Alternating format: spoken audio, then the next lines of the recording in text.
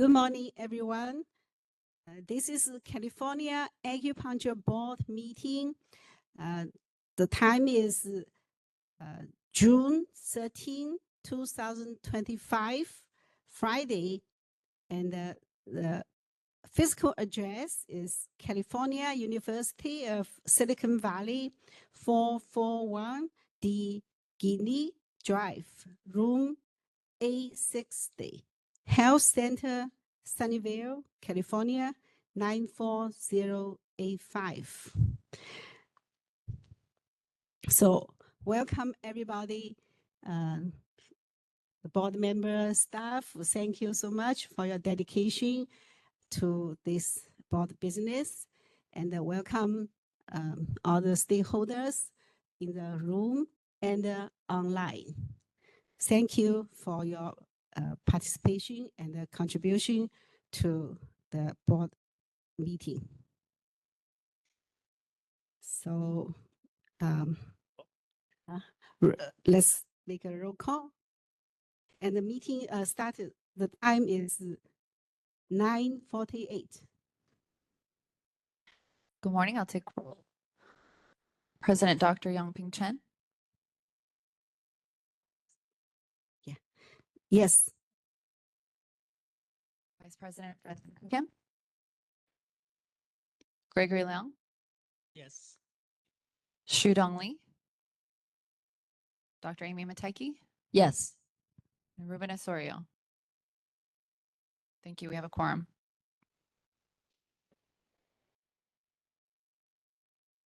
Thank you, moderator.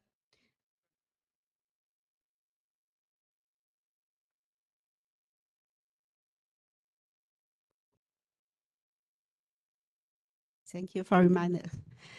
So first of all, I would like to restate Acupuncture Board's mission, vision.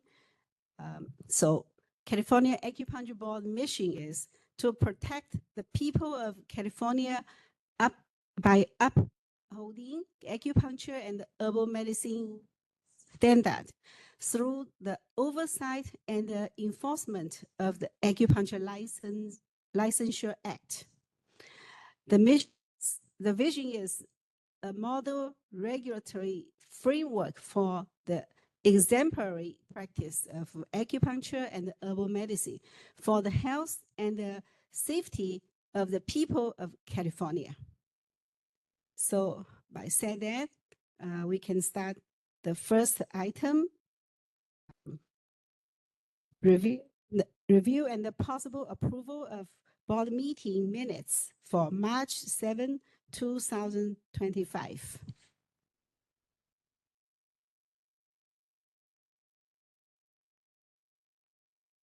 So we see anybody have some comments about the board meeting?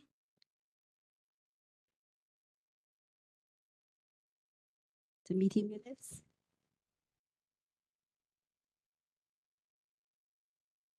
Okay. Okay, so anybody want to make a motion? I'll do it. Any second? Second. Thank you. Just to clarify, we are moving to group.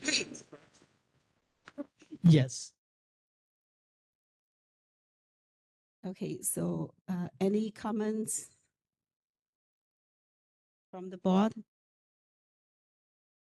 And if no, we open to the public. Any comments from the public on the site for the March 7 meeting minutes?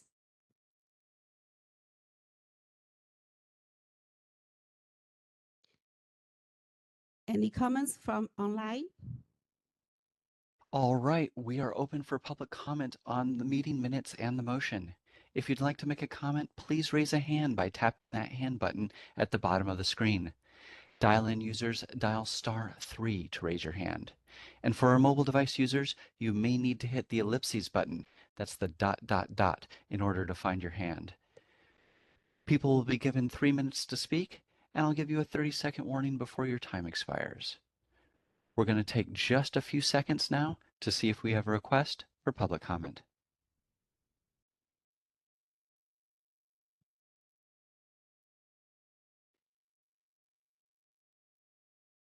Seeing no request for public comment, do you wish to continue with the agenda and the motion? Okay, thank you, moderator. So we'll have vote. Dr. Yangping Chen, Yes.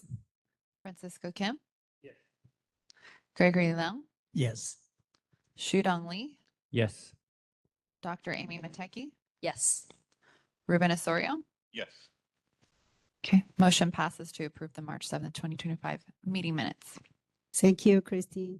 So I want to state for the public comment, we open for 3 minutes and everybody get a chance one comment, right? So that's So I just also want to remind our members of the public participating online that to make public comment, you have to follow the procedures that the moderator provide. If you put anything into the comment chat feature on WebEx, the board will not see that. So follow the procedure if you're online that the moderator tells you to do to make public comment. thank you, Brent. Next item is executive management report.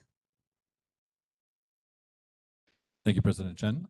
We have the budget update first, and Ms. Dragoo was on the line for the budget update. Did I get that right? Go ahead. If you're ready for the budget report, you may start, but I see you're muted. Oh, a couple people. Good morning. I will actually be presenting. Thank you, Ms. Topping. Nicole's my manager and she's here for questions and anything that's needed. But good morning. My name is Jennifer Tompkins and I'm a budget analyst with the DCA Budget Office. I want to thank the board and executive staff for allowing me a few minutes to present on agenda item 4A, the board's expenditure projections, revenue projections, and fund condition statement. First, we'll start with the board expenditures, which is page 40 of your materials, the next slide.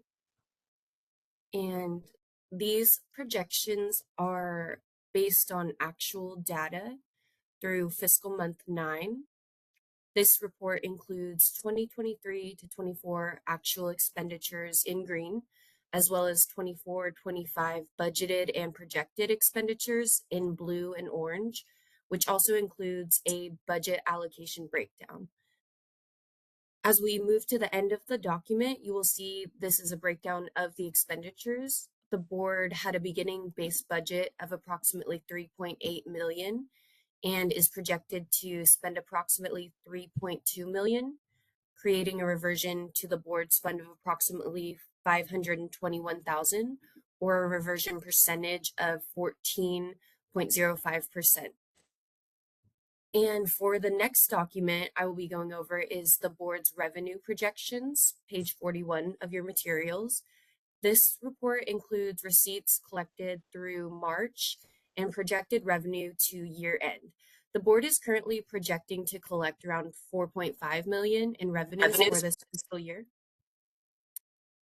I'm sorry. I'll keep going. I will go further into the projections as we transition into the next slide. Lastly, on page 42 of the materials, we have the board's fund condition statement. As a reminder, we read this document top to bottom and left to right.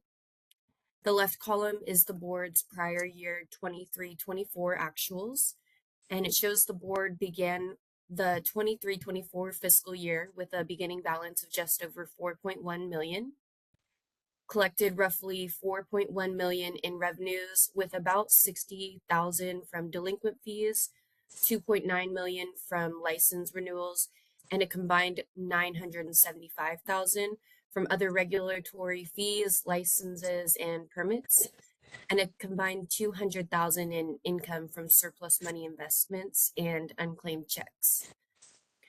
The board expended 3.7 million, which includes 234,000 in direct draws to the fund for statewide pro rata and pension payments. The board ended 23-24 with around 4.6 million in reserve balance, or about 16.2 months in reserve. For the current year, the board projects revenues of 4.5 million with about 71,000 from delinquent fees, approximately 3.3 million from license renewals, a combined 975,000 from other regulatory fees, licenses, and permits, and a combined 165,000 in income from surplus money investments and unclaimed checks. The board's 24-25 expenditures based on the governor's budget with fiscal month 9 projections is about 3.4 million between authorized expenditures and direct draws to the fund, leaving the board with a fund balance of about 5.7 million or 16.3 months in reserve. The budget office will continue to monitor the board revenue and expenditures and report back to the board monthly with expenditure projections as we continue to close the fiscal year. And just a few things to note about the fund condition. This is a snapshot in time for fiscal month 9. One of the main factors driving expenditure increases in future years is a result of personal service adjustments. These include general salary increases, as well as employee compensation and retirement rate adjustments. The budget office includes a conservative ongoing 3% increase to expenditures on the fund condition statement to account for these ongoing incremental adjustments. And you will also notice revenue is projected higher in the out years. And lastly, I would like to note that the board, any future legislation or unanticipated events could result in the board's need for additional resources. And I would like to give some additional information, or I apologize. We're open for any questions after that.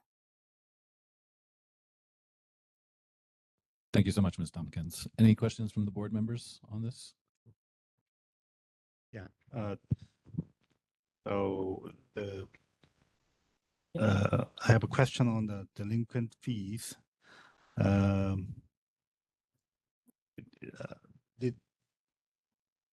I don't know, somebody else can also. Has the delinquent fees been increased since or decreased since we did the process the application renewal on the online, or it's been still trending and getting higher?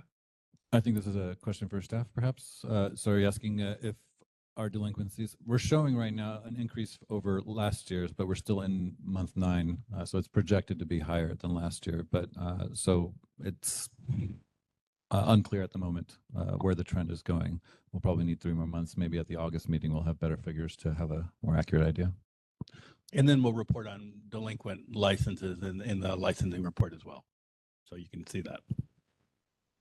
Thank you. Any other questions from board members? Madam President, if I may recommend that we move through the reports first, we can address board members' questions and then open it up for public comment at the end of the section.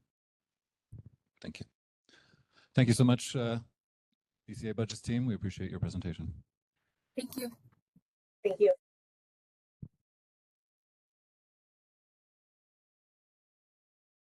So next item, licensing report Q3 2024 to 2025.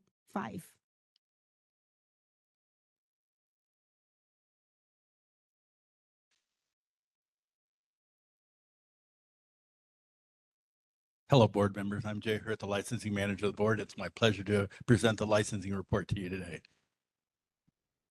So today I'll be presenting the Q3 fiscal year 2425 licensing report numbers. And so to start with, we'll start with some licensing statistics. As of Q3, our active licenses were 10,109. Inactive licenses were 1,441. Delinquent licenses were 1,614. Valid licenses, which is all renewable license we have, is 13,164 licenses. Canceled for Q3, canceled licenses was 191. And so that's the licensing statistics. Next, we'll move on to the exam and initial licensing statistics. So our initial licensing applications approved for Q3 was 57. The number of initial licensing applications denied was 0. AC license renewals was 1,307.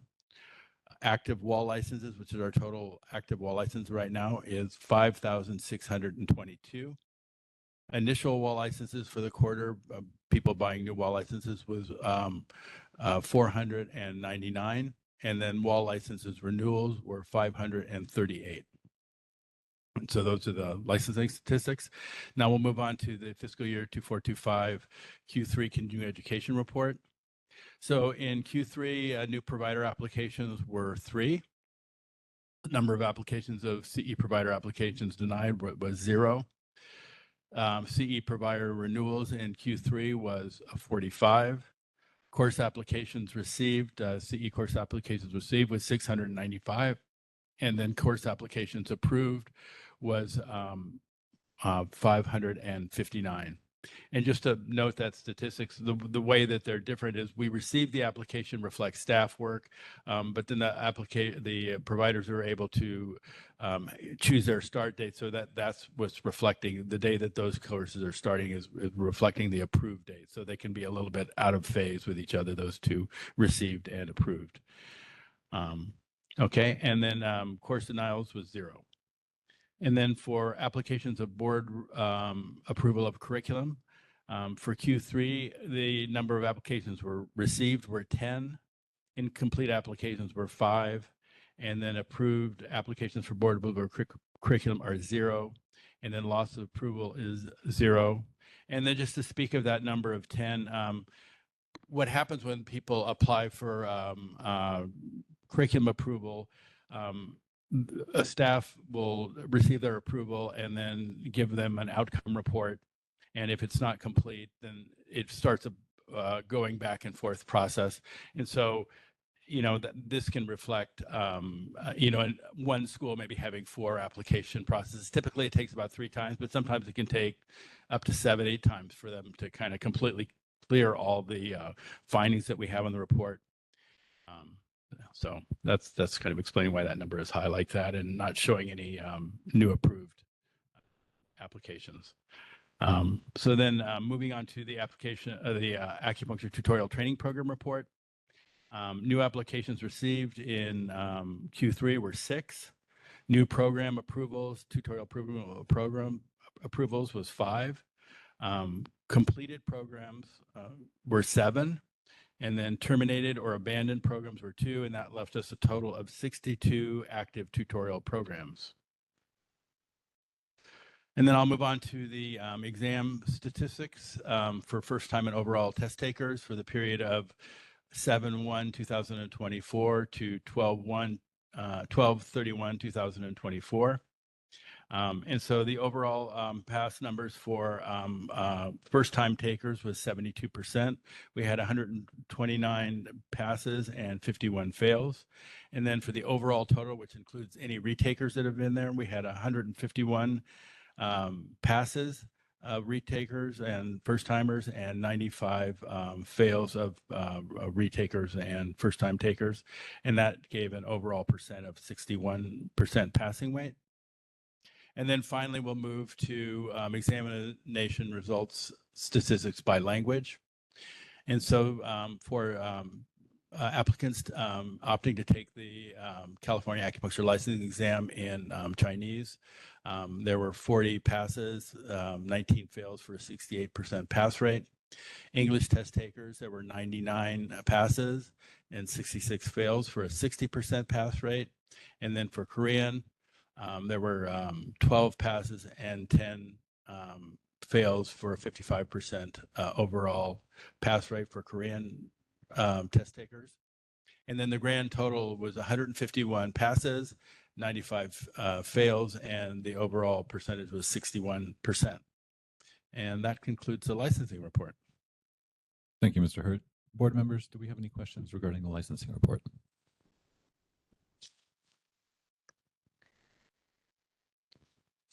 This is Gregory Leong. I'm a public board member. On the first page, licensing status for delinquents. So we have 1,614. And then we go back to report before the delinquent fee is so low.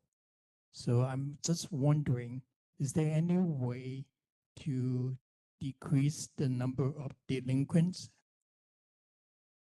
Well, actually, if you look at these numbers, I'm sure that they're way lower than they've been historically, because when the board raised the delinquency fee from $25 to $150, it got licensees' attention to be able to renew and not have to pay those delinquency fees.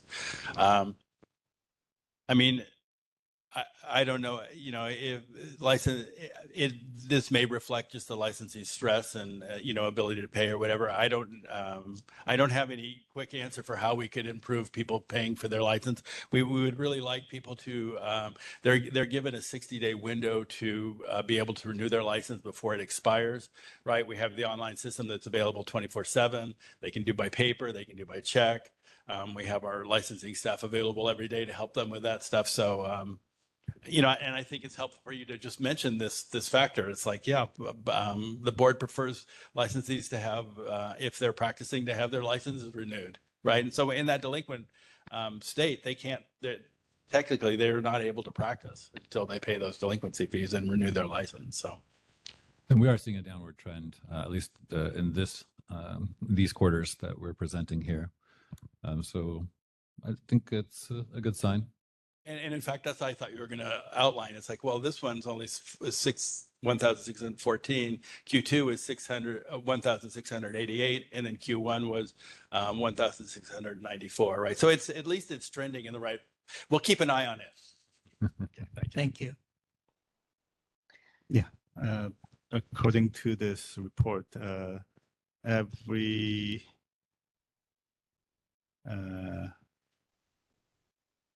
maybe 6 months, there are about 300 exam takers, and about 250 are getting license. I'm not following what you're talking. You're adding up the Yeah. applications approved, the 71, 73, 57. No, the examination result statistic. Oh, we're on the examination report. Okay. Can you ask that question again, Francisco? Sorry. I see the numbers are okay. From last year, July until the end of the year, the grand total of examination applicants were about 300. 300. 246, something like that. Yeah. So, and then I see the first licensing report. The valid license is like 1,300, and it's little increased. So that means there are some of those canceled or invalid. I mean the delinquent, not the delinquent. So in general, those licensee number is decreasing. That's correct. Yeah, minimally. I mean, if you're watching, I mean, if you look at this report, we had in Q1 we had 13,306, and then in Q3 we have 13,164. In this quarter we did have a little bump up of canceled licenses, but we do have an aging population actually, and for the last number of years, there's definitely been less new test takers, less examinations in general. And it's kind of a trend in the industry that there is decreasing new licensing coming in. So you're picking that up. That's kind of what you're pointing to. And I guess the same thing happening in the enrollment in the schools too. Oh, yeah. How about the tutorial? Tutorial is, the tutorial is holding steady. I mean, I mean, Q2, there was 66, now there's 62. That reflects kind of completing programs. But, you know, we're running, you know, 50s to 60 for the tutorial program, which is a significant program, really. So, yeah. Thank you. Yeah, I'd like to make this is board member should only. I'd like to make a comments on licensing report, and I do see the good progress on the, license, wall license renews, and then I see the continued improvements, which is good for our consumers get a wall license, and also active wall license also increased. So the both is, I think we need to continue to do this and make good improvements on this. That's great, great progress. Thanks. And the board is looking for ways to actively, increase the compliance with wall license, require with the wall license requirement for licensing. In regard to, we reaching out to licensees, but our staff makes an effort to inform them that it is required and to move them over with that. And any enforcement complaint that comes in is evaluated to see if there is a wall license complaint, and we'll either, allow the licensees to obtain compliance in a short period of time, or very possibly they could get cited, for that, get a little speeding ticket for not having that compliance. So, but I appreciate you bringing this up and discussing it, because it is definitely an issue we're working on. Thanks. Yes. Good morning. This is the board member, Amy Mateki. First, I want to see the form you presented. Thank you, and the staff is fairly clear. I have a couple questions. Number one is, so looks like, let's look at the CE providers. And so look like the applications received, the number is increasing. For CE courses? Yes. I mean, for this year, Q3 has the highest number of courses in there, right? Yes. Because that was one of the concerns to worry about the CE provider courses going to reduce, but it looks like that number is continue increasing. We may have dropped some smaller CE providers, but they're, our bigger providers are very adequate in providing information, and they've been really good at getting our law and ethics kind of courses out there, and they're driven by business, so they have skin in the game for it. California's a different market for them, so we're not hearing complaints from licensees that they can't find any courses. Very good, thank you. And the second one, I'm going to the tutorial training programs report, and totally approved right now. Look, the last one's like there's a 62 active one. Right. So how long the waiting process when they apply for a tutorial program? Hopefully when their application is received, it's processed within, I mean, it's a fairly complicated application, and there's a lot of going back and forth to get there, but hopefully staff would be able to process that at about a month. There definitely has been in the recent past some tutorial programs that had been delayed and took way too long, and so we've been working internally to make sure that staff is able to process that. But if you've heard complaints that somebody hadn't heard whatever, there are some outliers that has been the case, and staff has been turning to making sure that we're kind of getting that month response time, and particularly letting the applicant know where they're at, so. Thank you for the And we answer. apologize for any delays we've had with that. So, but that is something that's happened. Yeah, thank you. And the last one, I promise everyone. All your questions. Well, the last one is about the examination passing rate. So in this page, we look at, from the schools, there's a passing rate down to 50%, 57%, and then the tutorial down to 40%. This is like the first time taker. And if you look at the repeated ones, like down to the lowest, that actually is around 33%, from the schools, 42%, and the tutorial, 33%, the passing rate here. So this is some part of as a staff, not staff, it's just like it's the school have a certain ways, to help the students. I'm just this is a quite low passing rate in consider. Well, and I could comment on that. Sometimes with if there's very small numbers like one or something like that, it's going to reflect 100%.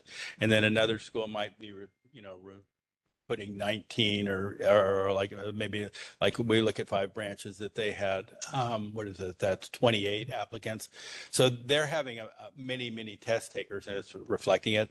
The tutorial numbers are very low too. So I would, in looking at those numbers overall, I mean, I guess individual schools with a number of test takers, they could use those statistics. I mean, they want higher pass rates to be able to enroll students in general in terms of that stuff.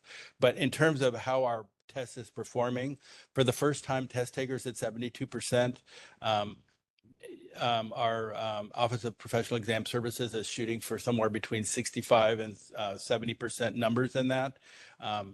Retakers can, on the second column can really affect the total. Like we don't have any number of limits of how many times people can take the test. And so, in any one period there, we can have a number of fails of retakers. So that one's kind of muddied up by the retaker piece. So, but overall, they're happy with the way that the test is performing. And in each exam item is tested.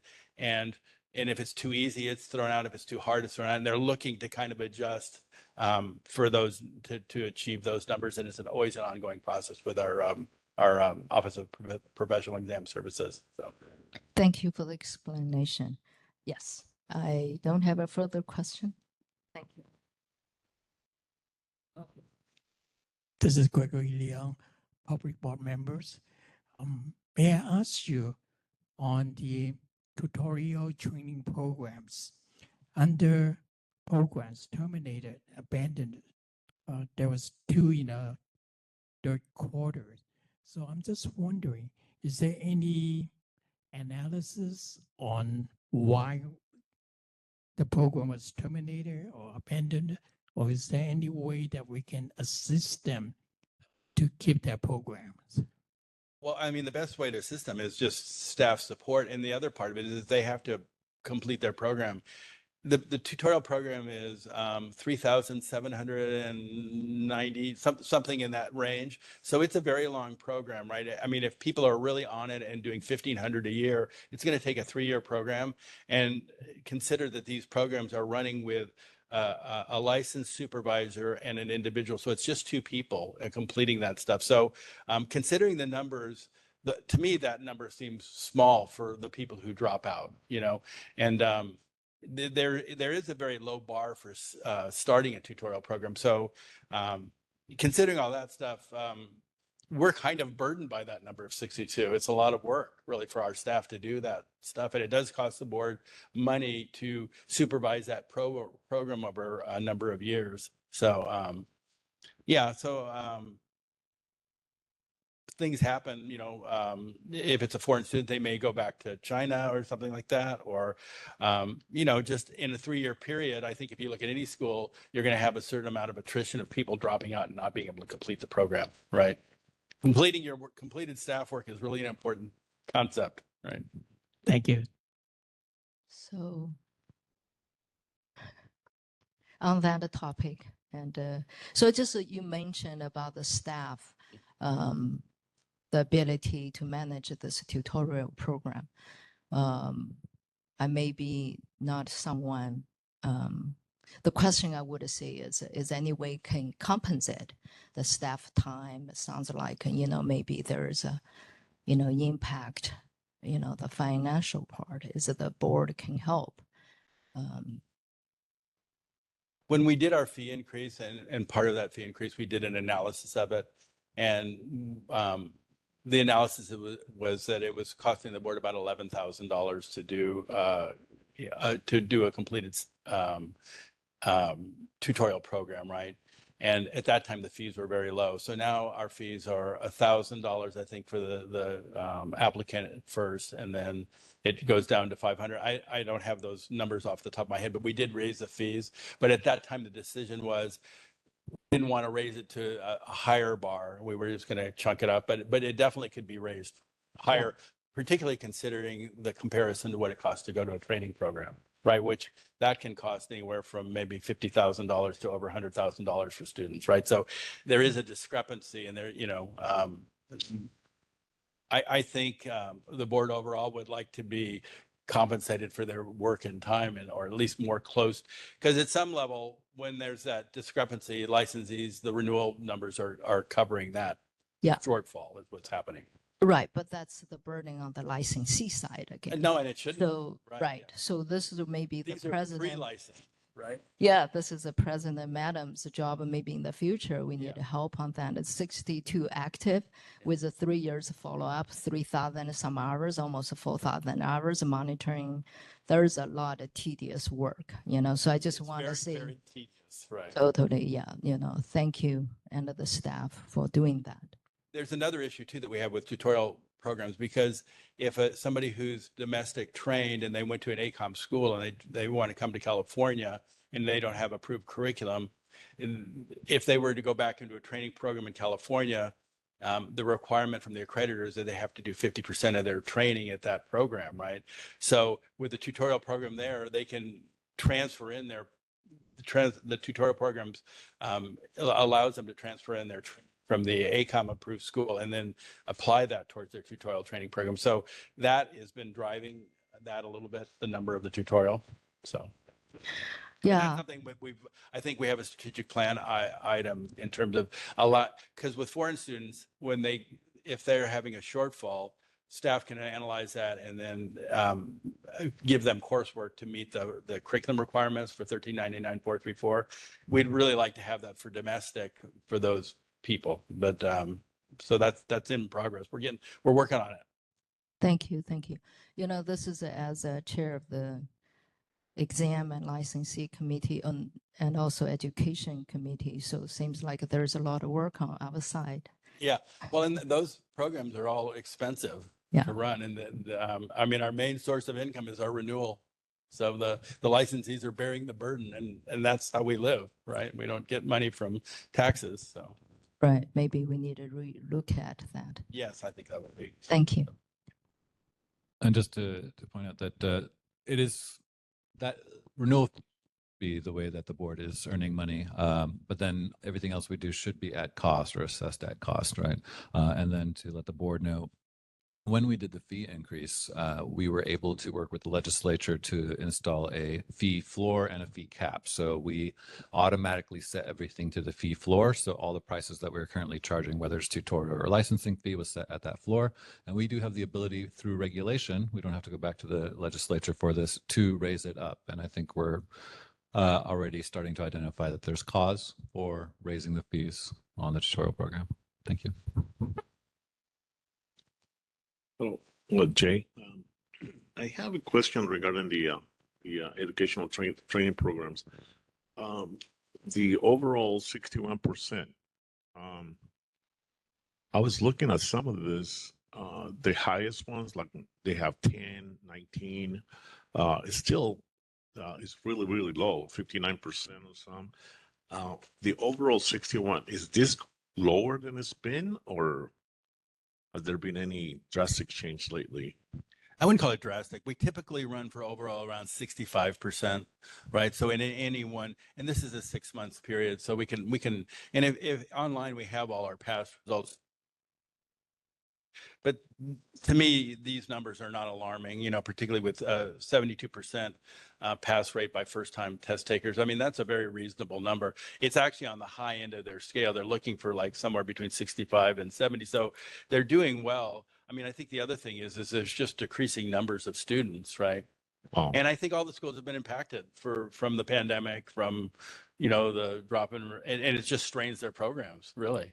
It is the program, and I guess you're right. I didn't notice that it was a higher student rate. Right. All right. Thank you, Jay.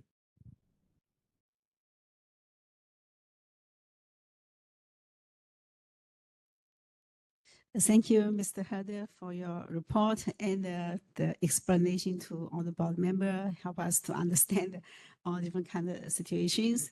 And thank you for all the board member, each of you. You asked very good question. And so I just have, I don't have a specific question, but I would think the overall it looks stable, right? That's what, yeah. I think that that's a reasonable assessment. We're kind of just. Yeah, moving along. overall. We're not increasing, we're not decreasing, and in- Yeah, there might be a little bit of movement, right? so Overall, there's some licensing. Well, I would say particularly with the exams approval, so that eventually that's going to lead to the licensing piece, right? yeah, but the war license is increasing, like board member should notice, and that's people real in business. War license is real in business, so that's what we see. That's the good side. So about the fee, the bond has to be viable. What the cost have to be covered by the renewal fee, or so that probably will in next sunset review or sometime or regulation can make a regulation. Yeah, so that's something we need to do, right? Okay, okay. I think Mr. Bodie has summed it up well. This is emerging Yeah. as something we can From address. floor raise up. Yeah, and we don't have to raise renewals or anything like that. We can pick what fees we suggest to raise. That way they're all subject to that floor and ceiling. Yeah, just to clarify, when I came to the board, so I understand the board does not make money. The board see what's the cost and what's the income to get balance, not a business make money. We do business to protect the acupuncture practice for the consumer. That's a business. Well, and I'll just add one thing on that. I mean, this didn't come up at the budget report, but if you look at our fund right now and what's going on, we have a very, very healthy fund, right? You know, so even though some of those programs are pulling back, the fund is fine. I think the other issue though, is just making it equitable, and then we're not, you know, have a bunch of eventually could be really impactful. Right. So it's great with the questions are there and that we have our eye on it. And it's also nice to have a healthy fund. Thank you for assuring us we're safe. I also wanted to point out that we've identified that the school curriculum review process is quite timely as well. And we no longer charge for that. We lost the ability to charge for that in 2016, 2017. So we can also look to seek a fee for that. Now that one was not included in our fee change because it was removed at the time. So that would be a statutory change that we would need to seek an author for to do so. Yes. Thank you. And I would like to bring that to attention too, because there's, staff labor. We definitely want to look at that. So I am still the chair for the education, so putting me to work. Okay. Thank you. Thank you. Thank you for your support. So last sunset review, I remember the board was talking about that. So last sunset review, we did not put that item for the fee, the school curriculum review fee. So next sunset review. Oh. Next sunset review would be a great time to do it. We could try doing it. So we're going to start the sunset report writing process next year. And then we'll be going to hearing the following year in February, March. So at that point, when we submit the report at the end of next year, we would be requesting or seeking an author at the time and perhaps including in our bill. We could try doing it independently next year if we need to move on it, but it's up to the board. Yeah. So I would say we wanted to start working now. Yes. Thank you. Or yesterday.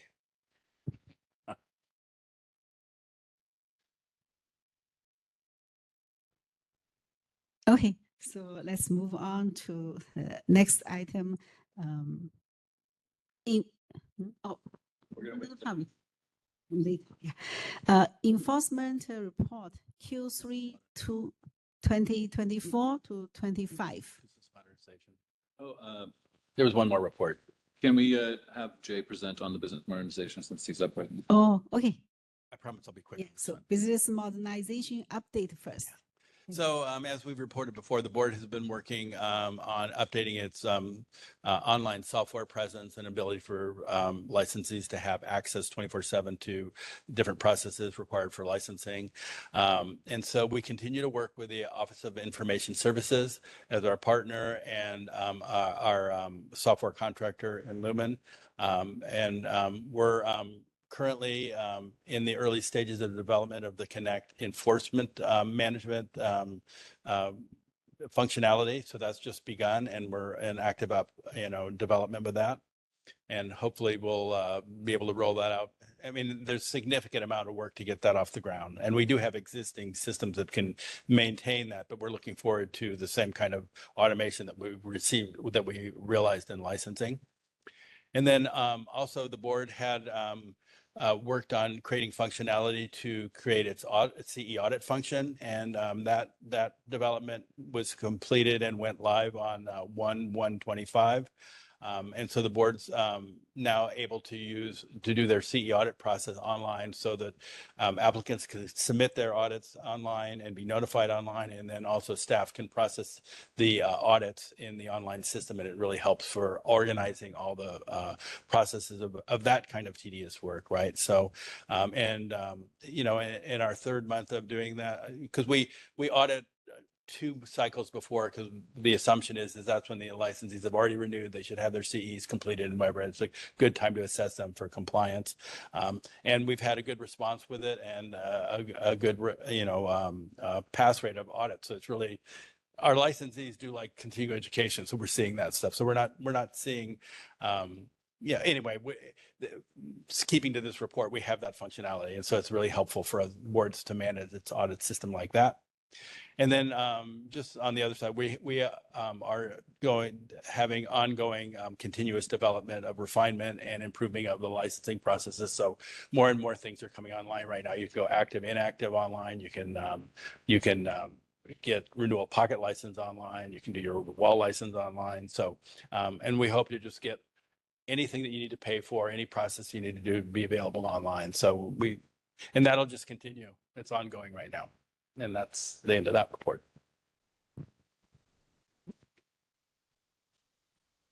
Any questions from board members on the business modernization?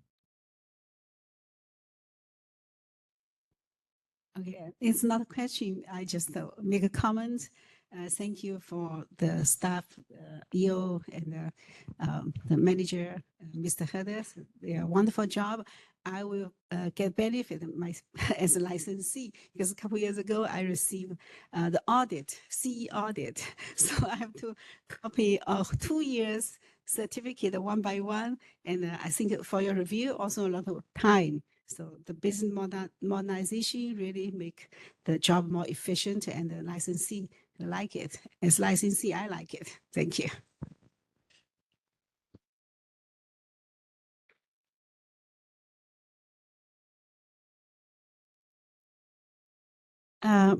The last executive management report is enforcement report Q3 2024 to 25. Thank you, Madam President. Ben Bodie, Executive Officer. We'll start with the complaints and convictions and arrests. Total received was 34. Among those, we had 4 for criminal charges or convictions, 5 for sexual misconduct, 10 for unprofessional conduct, 8 for incompetence or negligence, 1 for non-jurisdictional, 6 for fraud. I was all reading up from the total, and that's just a reminder that these are just the allegations, aside from the criminal charges and convictions.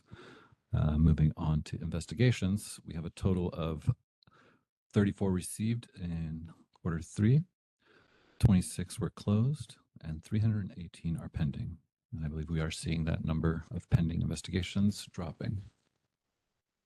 Moving on to the performance measures themselves, we have performance measure 1, again identifying the 34 complaints received. performance measure 2, we have 3 days to open or close a case that we received as a complaint. And for performance measure 3, we have 22 desk investigations closed, 4 field investigations closed, for a total of 26. The average days to close all the investigations, so 390. For the aging of non-AG cases, we have 7 for up to 90 days, 6 for 91 to 180, 2 for 181 to 1 year, 6 for 1 to 2 years, 3 for 2 to 3 years, and over 3 years at 2. And again, those are very complicated cases that usually take a lot of interaction with a number of other state or governmental agencies, sometimes international ones, to address any possible fraud or cross-state issues. And finally, 2 citations were issued. Total time to close that was 1,235 days, one of our more challenging citations that did not go to discipline, with 0 license denials. Moving on to performance measure 4.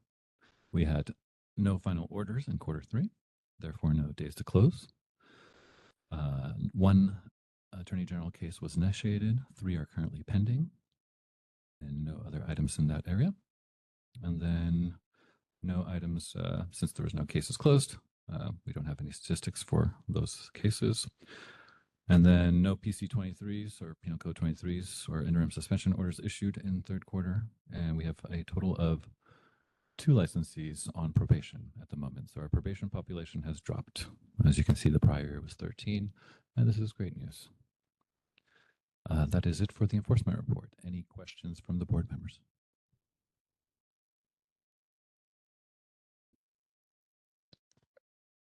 This is Gregory Leon, public board member.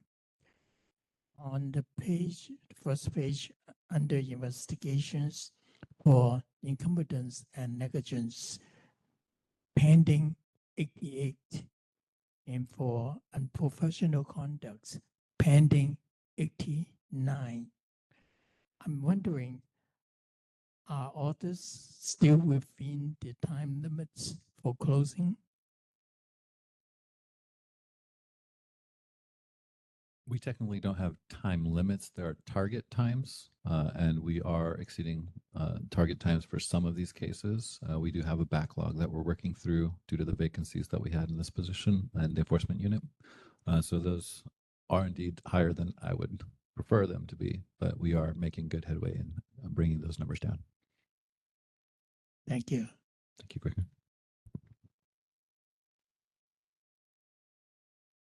So my question here, there's an unlicensed, unregistered 11, the number is 11. I know there's a, some of the professions and the public has been raised the question about unlicensed, does dry needling, does acupuncture treatment. Is this included in this category? Look at the number, the 11. Complaints regarding practicing acupuncture without a license? Yes. Yes, that would be categorized here or caught here. So far as 11. Possible, because that may be something else, right? So we have 11 investigations pending. Yeah, we did not have any complaints received in the last quarter in that area. But pending investigation, we do have 11 that we're looking into. Yeah. So sounds like there is concern and from the professional and the public, but it doesn't reflect in this report. We did not get much complaints about that. We do get complaints on that. Some of these, let's see, for the 11, so 2 were closed, and we don't have the outcome here. But so some of them, they can be non-jurisdictional, or we refer it, if they are licensed with another board, we'll refer it to that board for them to practice out of, because they're practicing out of their scope. And then, there may be some situations where the person is here working temporarily and then they leave the state, right? Let's say a visiting physical therapist or chiropractor that is here for a little bit and they happen to do something, and then they leave and then we can't get to them. So it's not always actionable. but we do investigate all the complaints we receive on it. Thank you for clarifying. I have a question on the investigation number, especially the incompetence and negligence and unprofessional conduct is the highest, but the second is a fraud. Is this like insurance fraud or general fraud, or is it reported by the insurance audit, or what's the? Yeah, it's where we have allegations that they are either doing some kind of insurance fraud or just anything involving accounting that affects their business. Thank you. Any other questions from board members on the enforcement report?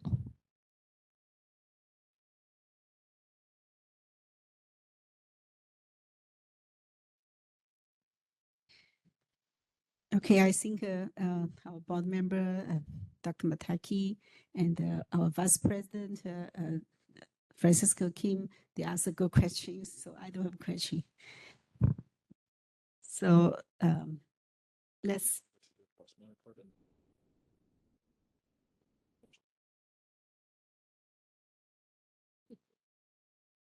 Open public comment. Okay, so let's open public comments. The stakeholders in the room, please, if you have any comments, come to the desk to the front. 3 minutes for everybody.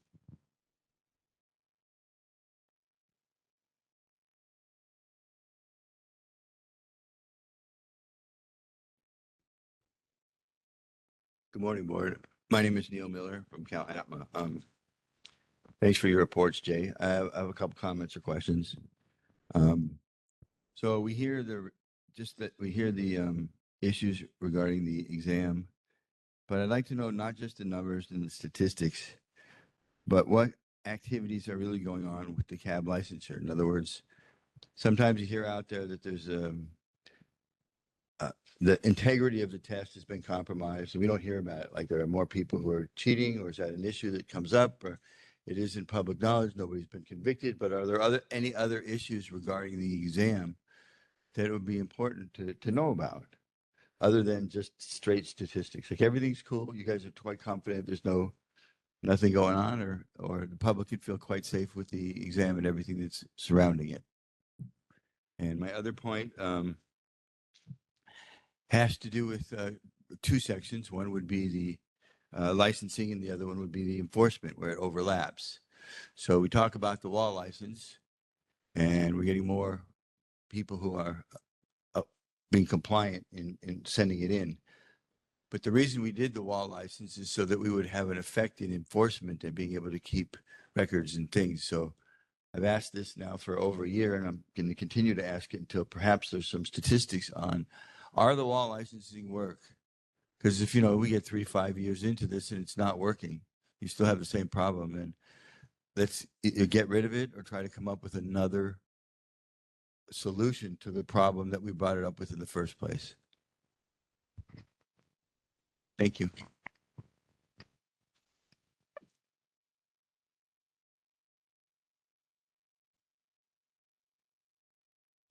Thank you. Any other comments? You have 3 minutes. You have 3 minutes. You finish all the comments. Okay. Okay. Surprising. Any other comments about the executive management? I mean, the report. No. So, moderator, let's open the public comments online. All right, we are open for public comment on all of agenda item 4. That's A, B, C, and D. If you'd like to make a comment, please raise a hand by tapping that hand button at the bottom of the screen. Dial-in users dial *3 to raise your hand. And if you've made a comment in the chat, now is definitely the time to raise your hand. We're going to take just a few more seconds to see if we have a request for public comment.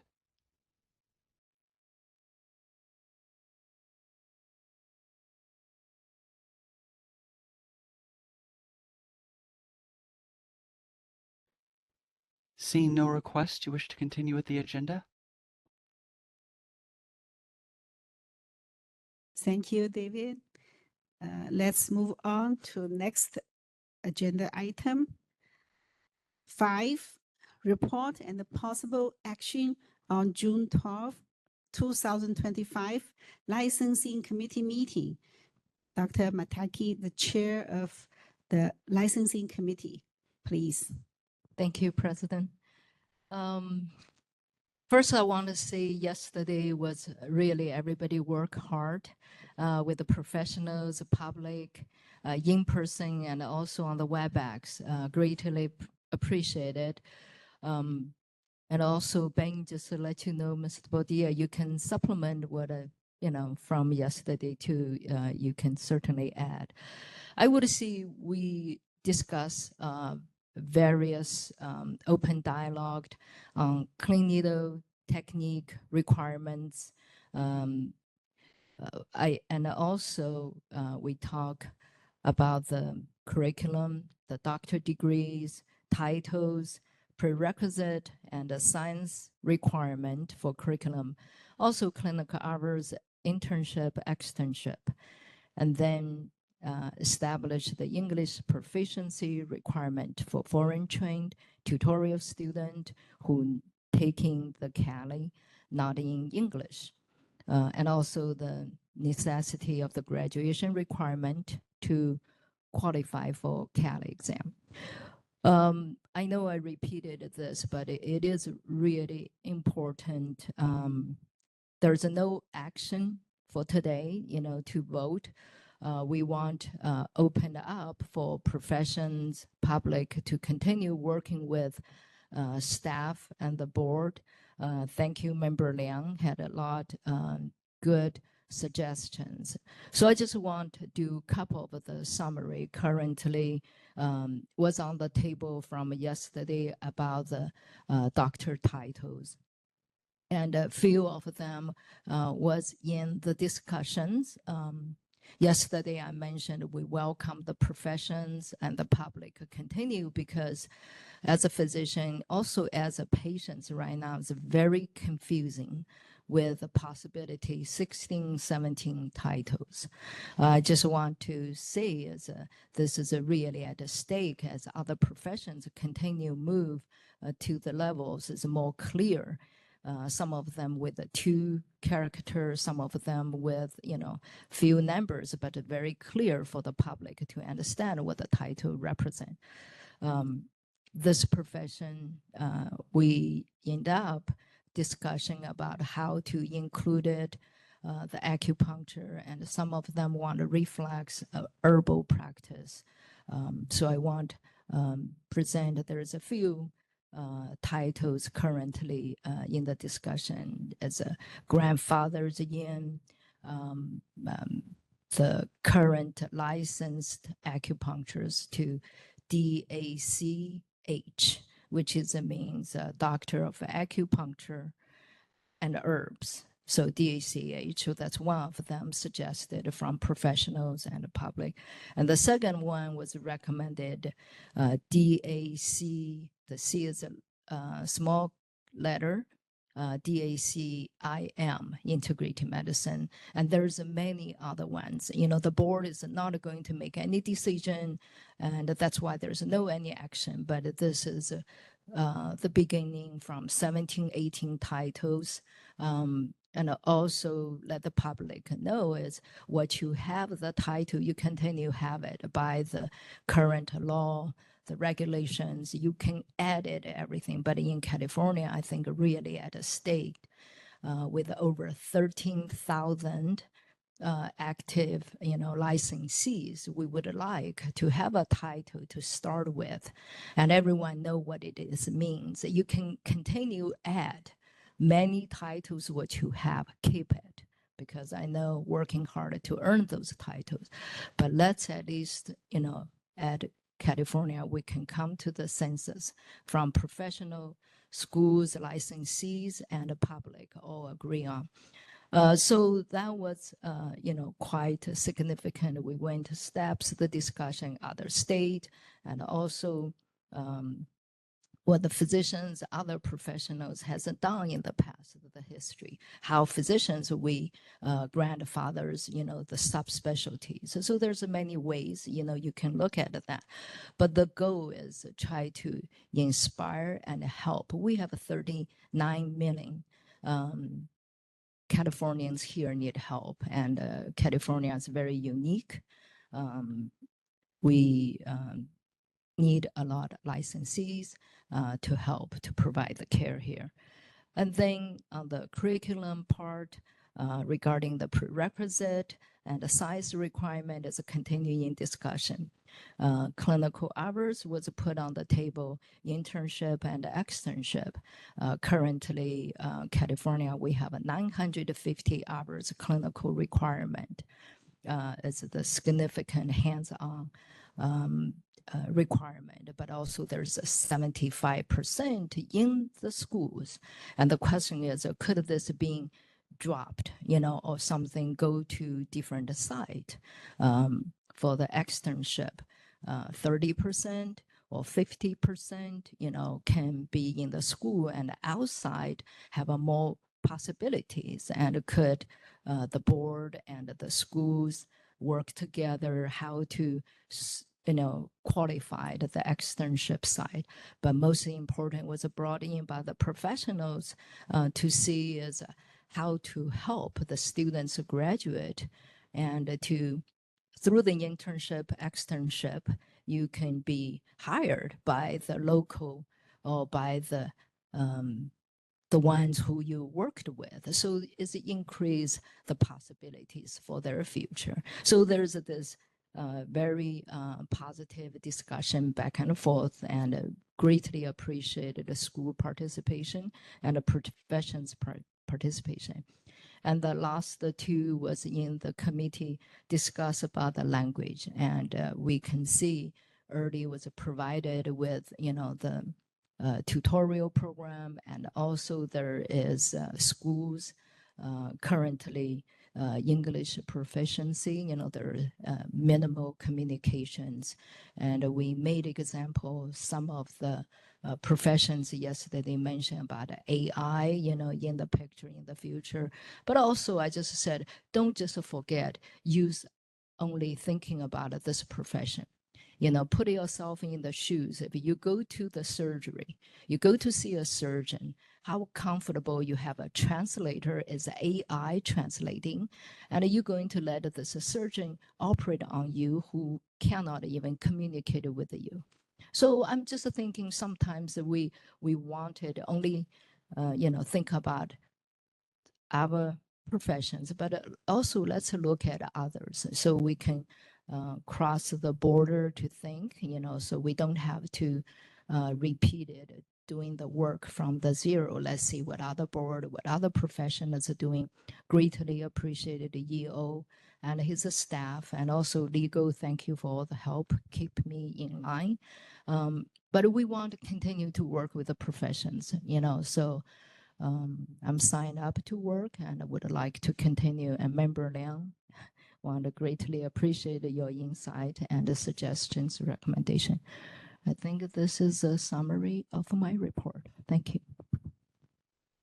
Thank you, Chairman Teki. And I believe you have requested that we revisit these issues again at a future committee meeting before the end of the year. Was that correct?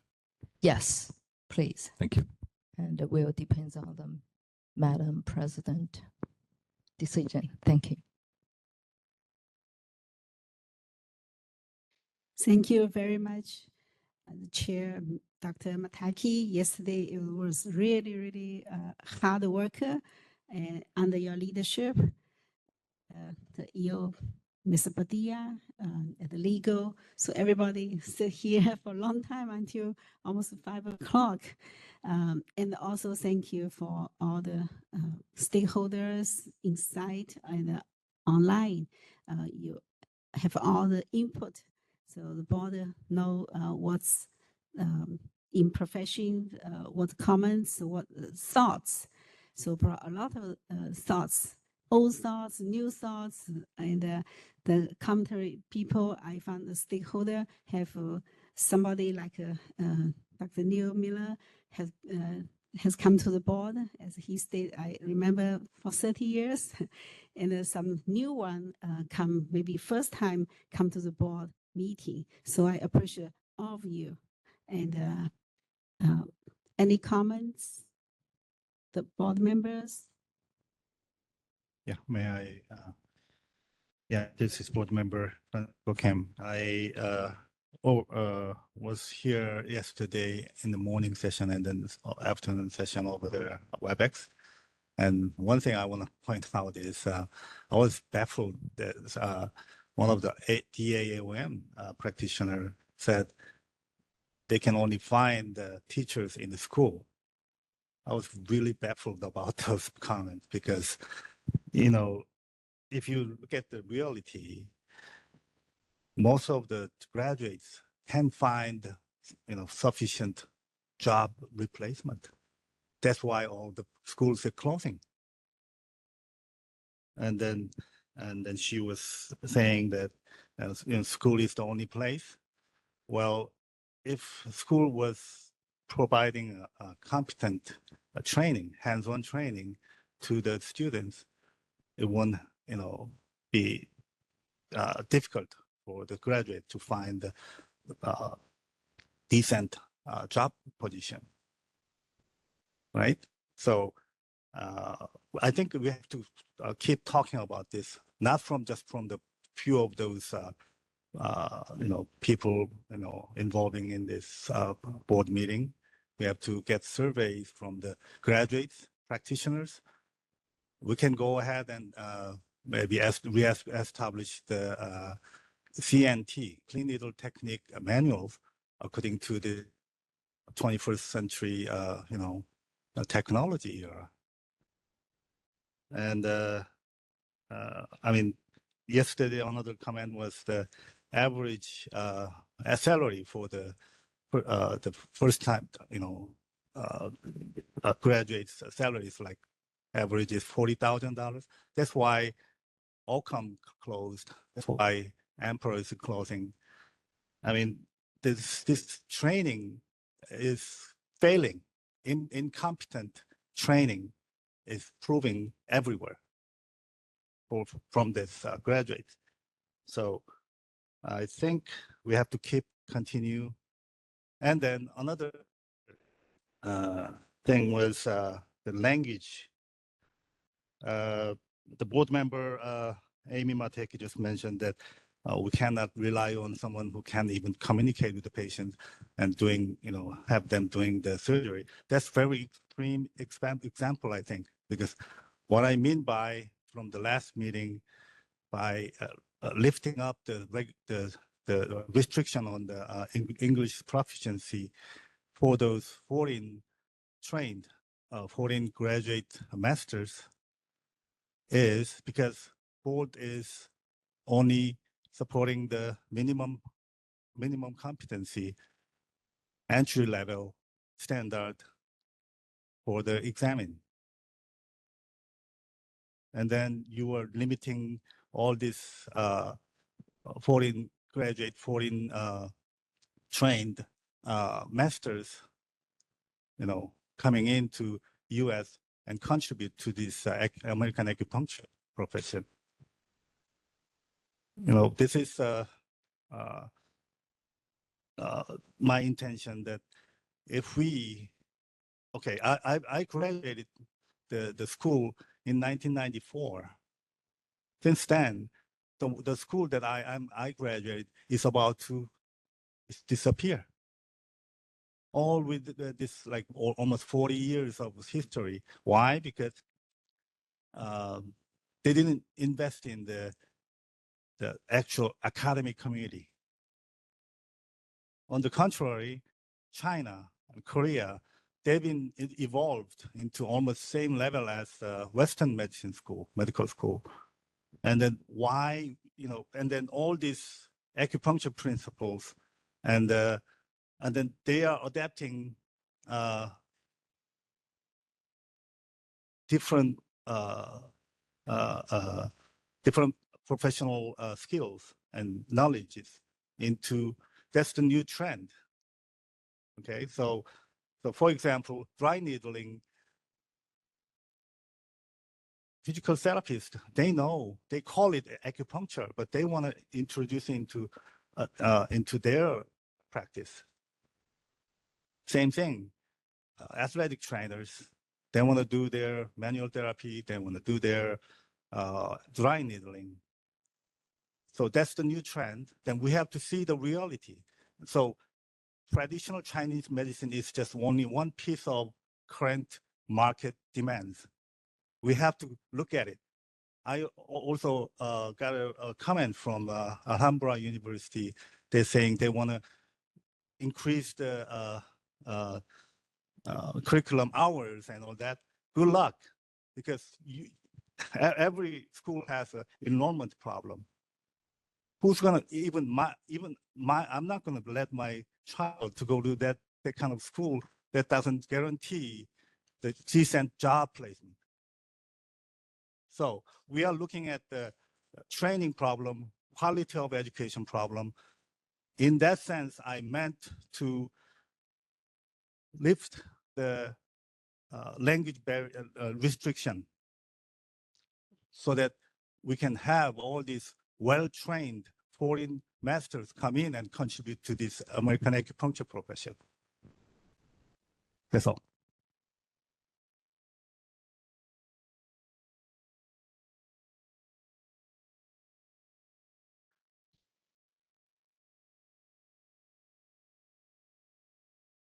Any other board member? Okay, thank you, Madam President. Thank you, Vice President Kim. I greatly appreciate your discussion here.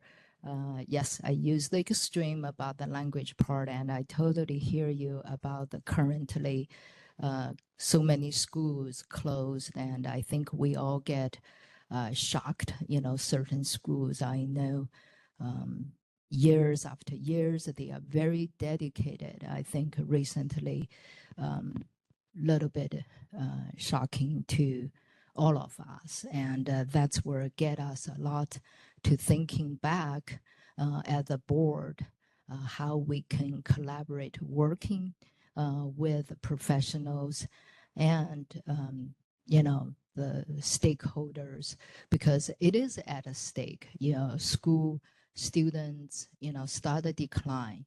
Certain professions, I made the example, certain profession is like over 500,000 members, such as nursing, this profession.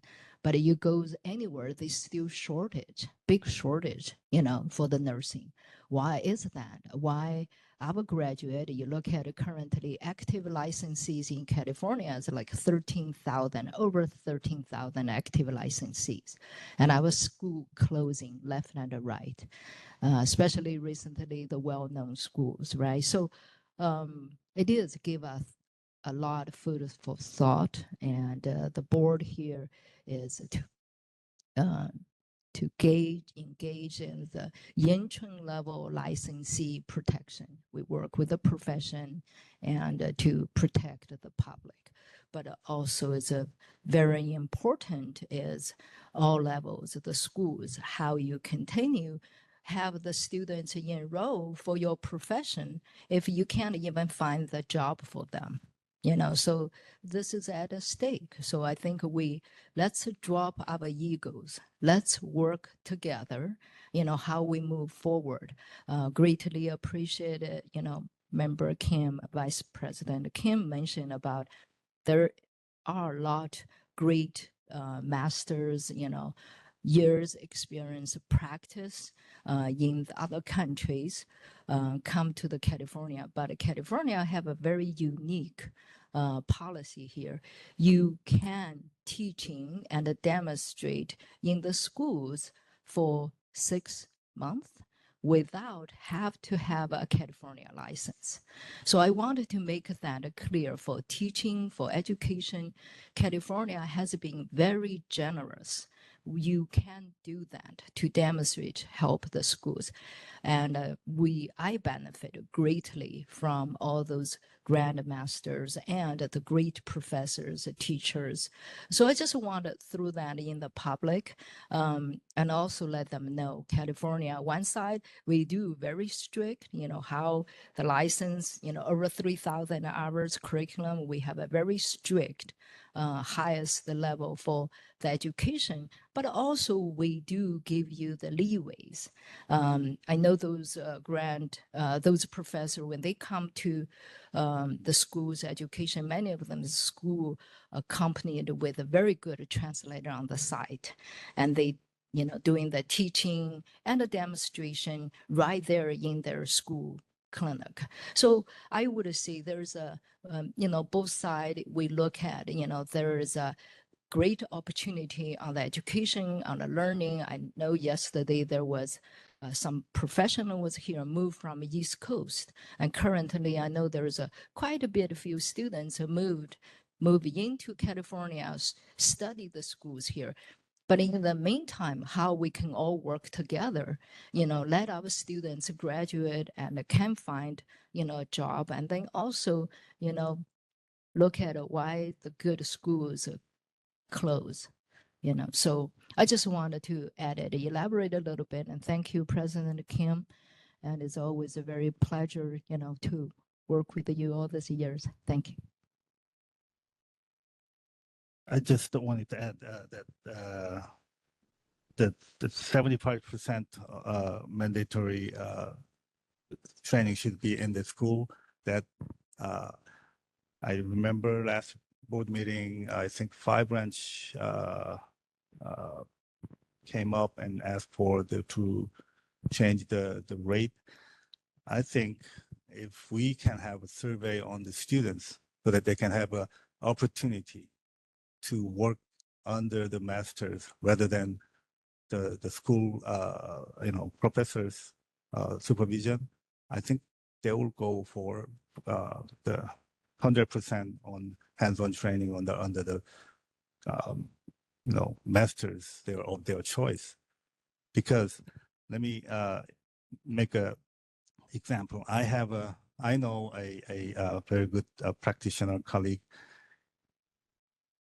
He got an offer from a school for teaching the AOM students for like $150 an hour, but he's making $600 an hour. So he said, school cannot afford him. So school cannot even afford those very good practitioners in the United States. So how can school can afford those masters from China or Korea or Japan? So you have to be realistic, and then you have to give them a chance. Those students, give them a chance so that they can have make their way to their professional career even after they graduate. So I think that's board has to focus on that, because that's 75% requirement. I think it should be revised. Public member Shudong Li. As a public member, from I saw, it's 3 parties. We do need looking for working together, put the effort into it, because the community need, also education part, of course, our administration part, 3 party looking for solutions based on the goal of our protect public's safety. So I do see a lot of great area, and also a lot of improvements area can be made. So, I think it should be across board, across like licensing committee, enforcement committee to work together. We see more improvements areas we can do. Yeah, that's my comment on this.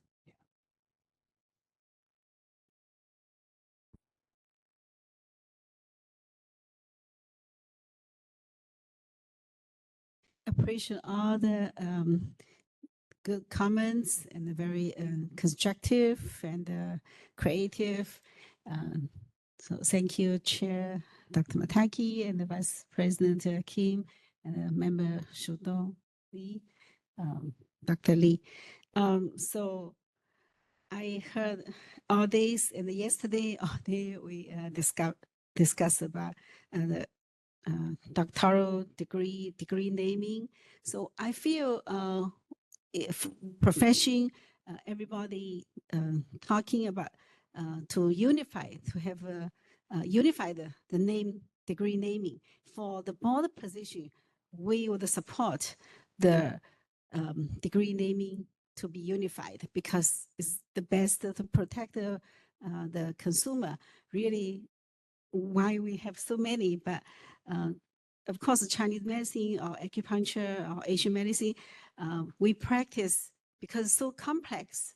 We basically treat the whole person from head to toe, from outside to inside, and cover all the system, not just the muscular system, also all the visceral organs.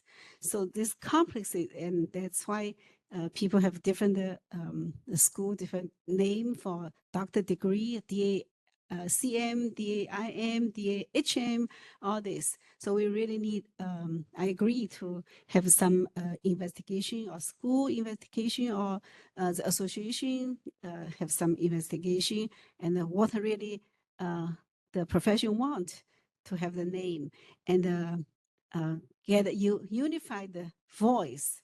Could you please unify and talk to each other, not just the individual come to the board, like say 13,000 different ideas. So please do this work and then we make it more efficient. The earlier, sooner you get unified and the sooner board will support to make that happen, right? So we work together with you, right? But have to initiate from the profession and the board support. Because we support the unified the naming, degree naming, okay? So that's the one point about the externship, I agree. So we see before, like in China, in Korea, because everybody work in the hospital and work together. So older generation teach younger generation for free. This because everybody want the honor of their hospital. The hospital have different level from 8 to 1 to 3, and if the 3 and that the highest, if you work in the hospital, everybody knows, and the patient will come to the hospital, to the number 3 hospital, the highest level. So when you work there, you feel honor. I'm work at this hospital. So here is different because it's our private owned school, but how to smartly utilize all the resource in the private office. We collaborate with the masters. We have a lot of masters, like people practice 30 years. They have a lot of experience and compare with work 1 year. So the income said $40,000 income a year, but I also know some people have $500,000 a year income from our occupational analysis. We saw the huge difference, and those people, they can have some way to help young generation.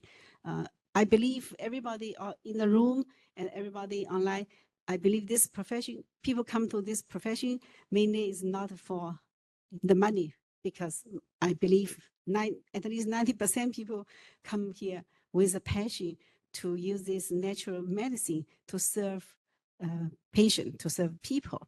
So put that on, and I think it's possible to convince the masters to supervise the younger generation for the externship.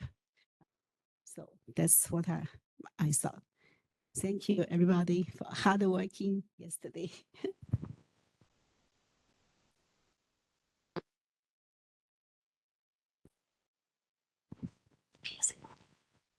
We'll go ahead and open it up to public comment. We can start in the room, just an advisory. We are doing 3-minute limits on the talk, and you'll notice that there is a difference in the setting today than yesterday. Yesterday's meeting was a committee meeting with 2 board members.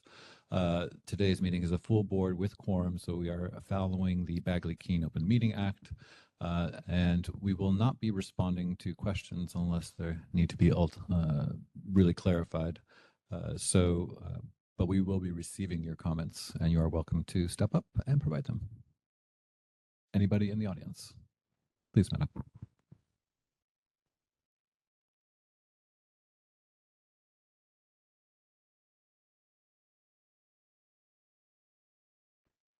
Julie Rose. I'm an acupuncturist in this area.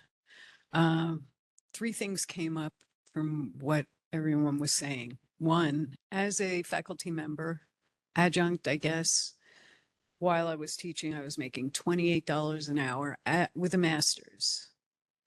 I don't think that's enough. So that's how you don't get faculty to stay. The second thing is, as far as say, donations by alumni to schools, the insurance issue that acupuncturists go through, while I believe that PTs are being paid just quickly and easily, is that we bill, it comes back refused, sometimes twice, sometimes 3 times. You put a lot of time into contacting the insurance company. You have to stay on hold, sometimes for 45 minutes to 2 hours, just to get someone. And they say resubmit. There was nothing wrong with your submittal, but it's policy to refuse payment twice. So with all the time that we put into billing and the money that we don't get for many months or years from insurance companies, we're hanging by a thread. We can't donate to an endowment to our schools if we are struggling that much because the insurance companies are not paying us. They're trying to wear us down. And I don't know what the acupuncture board can do or consumer board can do, but if we can't survive, if we are living on the bare minimum because we're waiting to be paid, then we can't really contribute well to our community. So that's the second thing. And I hope that maybe you can activate something to help us with that. The third thing is in business practices classes, one of the things that we did not learn was to check the credentials of someone who's hiring us.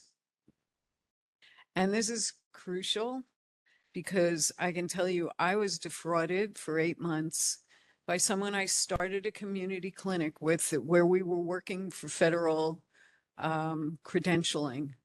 And he was still using his business card that said he was an LAC.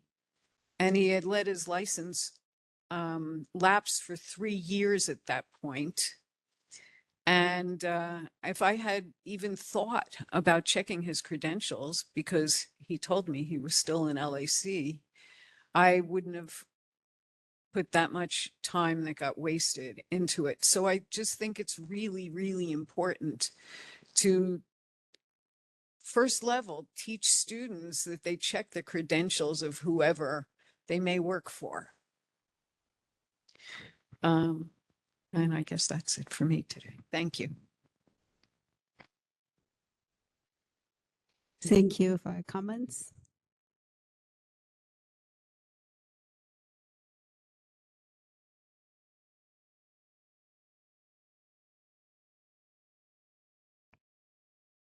Chair, members of the board, 3 minutes is impossible. I was there yesterday and it took 9 years to get this on the agenda.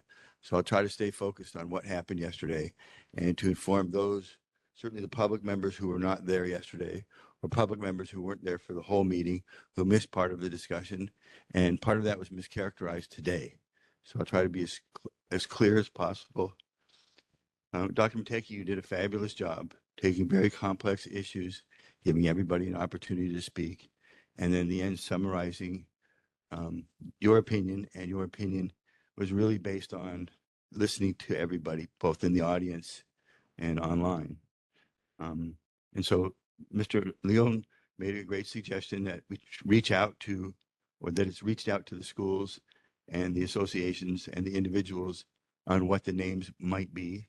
And after great discussion, those names that we came up with, the DACH and the DACIM, weren't taken lightly. We brought up all of the issues. So if there's anybody online who has their opinions, you could have been here yesterday because it was a really great discussion and we really handled a lot of the various issues. And it came down to the two different things. One was the education title, that you have an education and that was your degree title.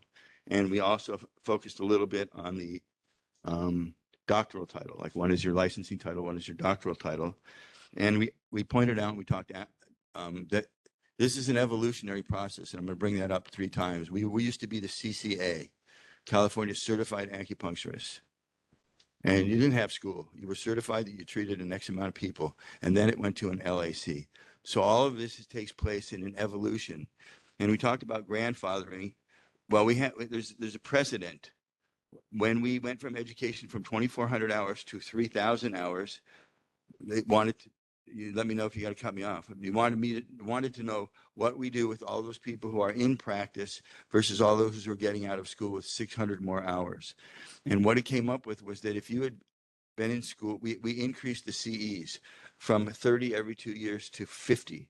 And if you were in practice 10 years, then you would have had 300 hours of education, which would match the 600 hours plus you've been in practice for 10 years. So that is the criteria with which the legislature looks at grandfathering. How fair is it to those who are in 30 practice? seconds. Those who are participating. 30 seconds. I'll leave it here, and I would like to speak again because it's really important.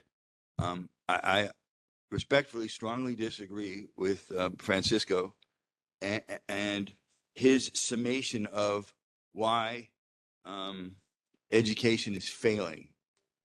I strongly disagree with that, and I really need to make comment that education is not failing, and to talk about work and jobs. Time. President has asked for 1 more minute for the speaker. Thank you. I think it has to, we identified yesterday in the meeting, in the discussions, that it has a lot to do with business training, marketing training, and creating an integrative medicine program. And you specifically named Emperor's College and other schools and stated publicly why they were failing. And I don't think that you have the position or the facts. And I don't think it's, and I respectfully, and I do respect you, that it's fair to publicly 30 seconds. talk about why they failed. Emperor's College was the #1 school in California and the #2 school in America. And they don't have a problem with enrollment. And the people who graduate from their school have gainful employment versus other schools. So there are a lot of other issues in play. And I mean no disrespect at all, but you had to be here for the whole meeting. I've used up my 3-4 minutes, but it was a whole day and there was a lot going on. So to just get a fair Time. If there's time at the end, I would like to make a final comment. Thank you.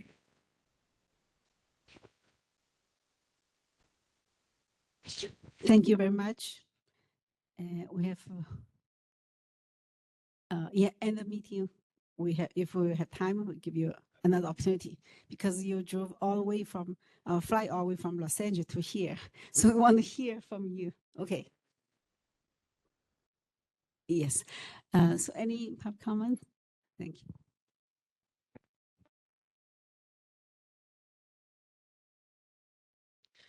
Yeah, Philip Young from California University, Silicon Valley. Yeah, mentioning about the enrollment of the school. Because I'm in this field, managing the school, and also I know so many schools, including Empress College. They are my very, very good friends. And I do feel bad for closing the school. Of course, I don't know the detail, but one thing which is a common situation is in California, like in this area, we do have some like school competitions. I heard school USAN and Empress colleges, they're very close. They may have some competitions. And but fundamentally is the demand. Like in the past years, there's almost all the schools have a very good enrollment because the demand is high. And the demand is determined by the income of the practitioners. Let's say right now it's 25,000 per year. And how about 100,000 per year for the practitioners? Then there are even other like children, when the children choose the future's direction, which major you want to choose, computer science, why? Make more money. Oh, accounting, make more money, and the job is very stable. Do anyone consider about how about acupuncturists? They don't think because with not everyone make good money. Like in this Bay Area, I know several practitioners have very, very high income. Million, 2 million in this area. But it's rare. All these good practitioners are my good friends. That's really true. So if everyone can get the income like this level or average or something, for sure the enrollment will be higher. And Bay Area is a little better, but the school competition is still high. Our school, the enrollment is not that great, but we still can survive because our clinic income is can make it balance, and also for the school training, for the training program, like the 75% on-campus trainings and extern, that's really depends on the patient's base and also the training programs in the school. If the training program is good, you can provide the solid trainings for the competencies for the interns. Then with the graduates, they can have good practice and have good income. This is all corresponding. And of course, if they can't get enough training, externship is a very good choice.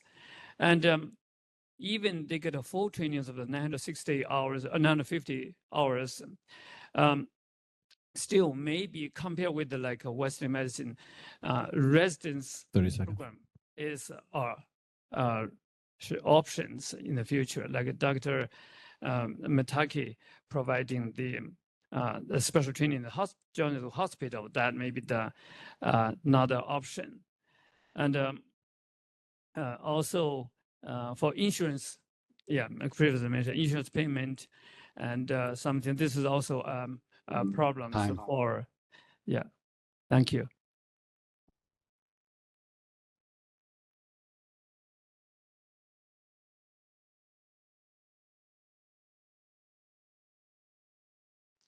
Thank you, Dr. Yang. Also, I want to thank you for the school provided this nice meeting room for us. Thank you. Any more comments? Okay, let's open WebEx. David, please. Absolutely. WebEx is now open for public comment on agenda item 5. If you'd like to make a comment, please raise a hand by tapping that hand button at the bottom of the screen.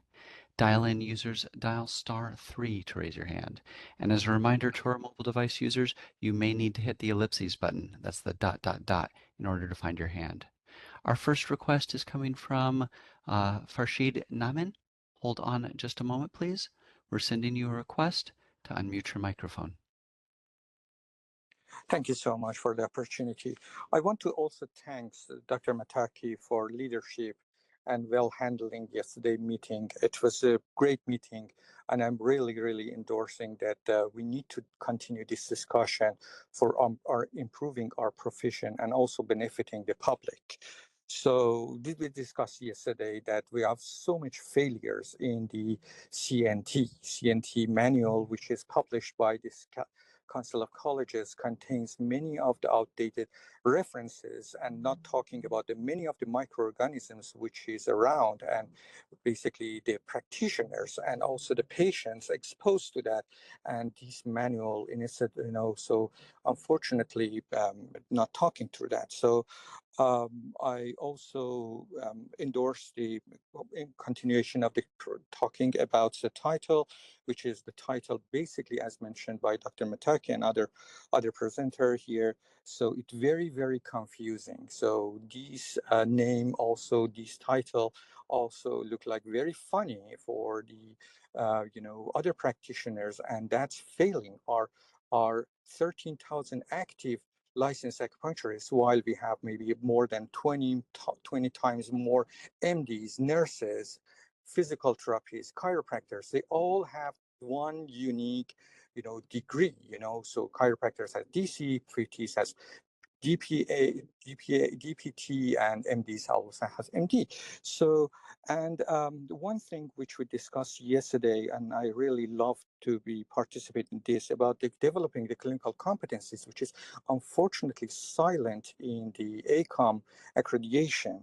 And lastly, in response to Vice President Kim point about the acupuncture schools, I believe that it is time, and this closing of very good acupuncture schools should be considered as a wake-up call for the profession, for the board, for all the stakeholders, that what's going on, we're losing very good acupuncture schools. So, and we need to have, especially main, stakeholders such as ACOM, such as Council of Colleges, they should remember that their standards is not working. Their standard needs to basically revised significantly. Their standards, many schools which we see that close, and they're very good schools actually. They pass the ACOM, they have was very good position in Council of Colleges, but they closed. So it means that there's something wrong with the standards. When I talked to one of the, in the social media, one of the person from the ACOM come and was, arguing me about the ACOM, everything is perfect, we need to appreciate that. And he said that, the ACOM is, and also the Council of Colleges doing everything right. I think that, so this process, this trend of closing the good acupuncture schools, so should be 30 seconds. Should be a wake-up call to us to revising, and basically it seems that the standards is not very measurable and very precise. Thank you so much. Thank you. Next, we're going to hear from Chulong Zhu. Hold on just a moment, please. We're sending you a request to unmute your microphone. Oh, hi, good morning. Thank you. This is Chulong Shui from AACMA. We know we have a lot of problems, a lot of issues in our profession at the moment we are facing. But however, I just want to, focus on two things today. So I probably have a little time to talk about.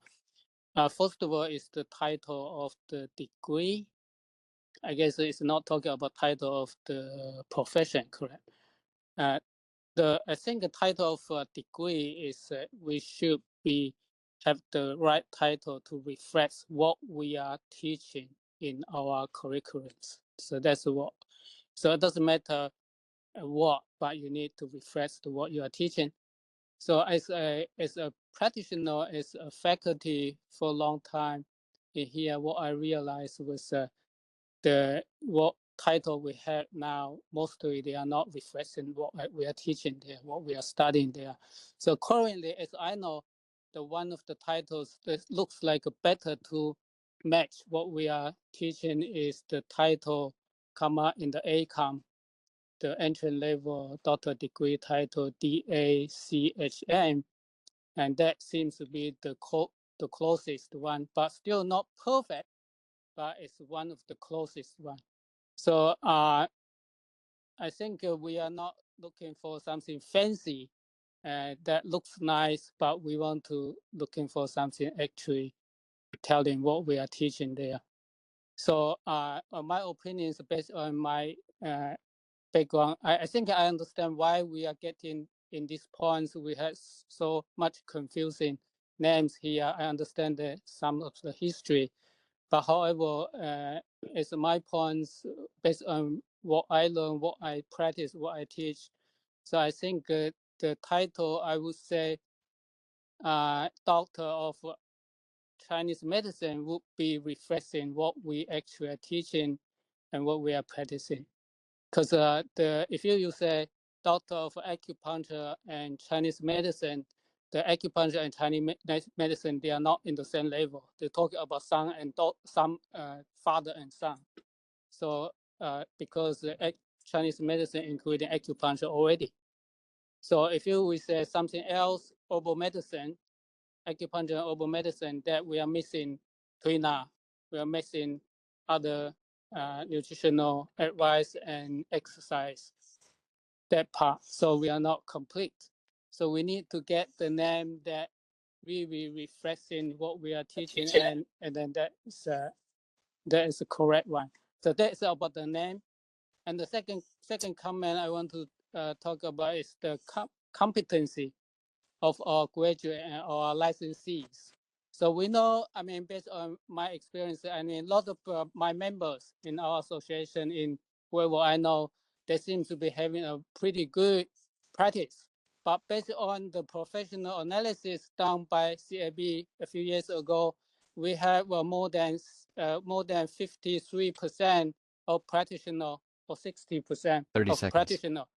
They have a less than 50,000 income. So that, I mean, based on our observation, based on the student that we know, they not be able to establish their practice properly, because I think basically it was the competency issues.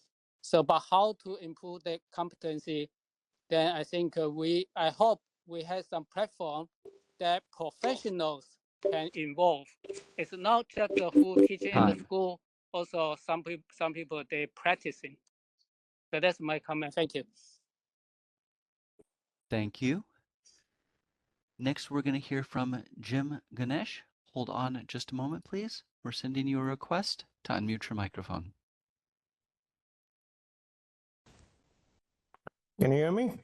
Yes, go ahead, please. All right, thank you. This is Ganesh here. I'm talking I'm not an acupuncturist, but somebody uses the services, not just here in other countries also have used it. First, I would like to recommend the board is very good. They're looking into the option of changing the titles, which is very good for all licensees, but also should look into the changing the actual name of your board.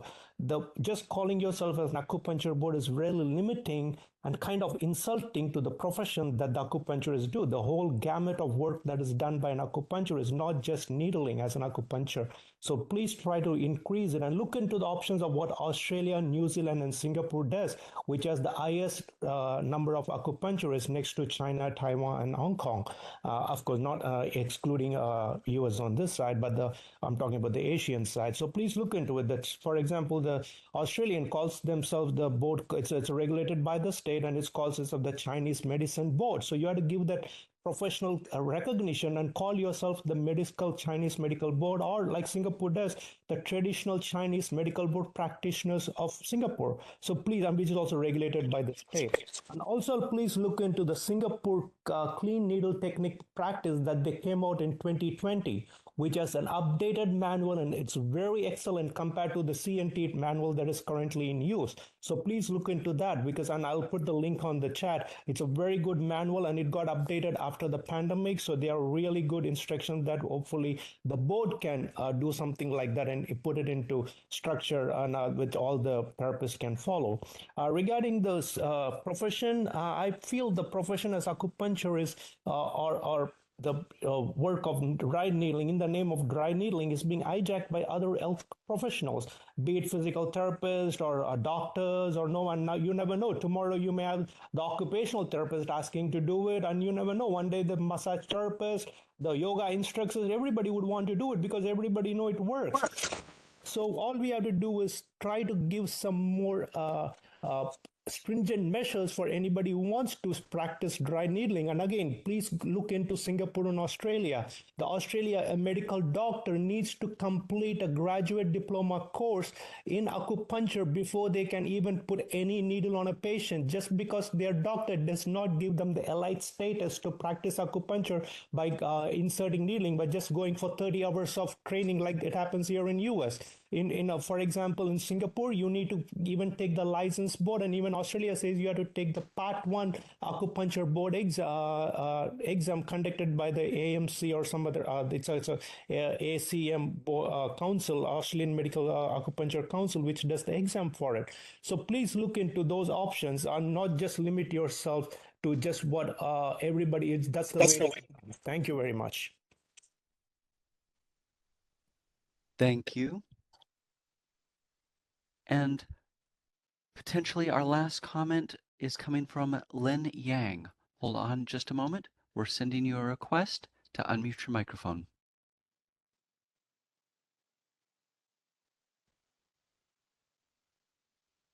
I'd like to echo what Dr. Chulong Xue said about earlier about the name needs to be correctly reflect the medicine we practice. As I mentioned yesterday, that there are some groups already looking at part of our medicine, that's herbal medicine. They're already looking at a possible way to chip it away. And then we have Twina, and then dietary therapy in our practice scope as well.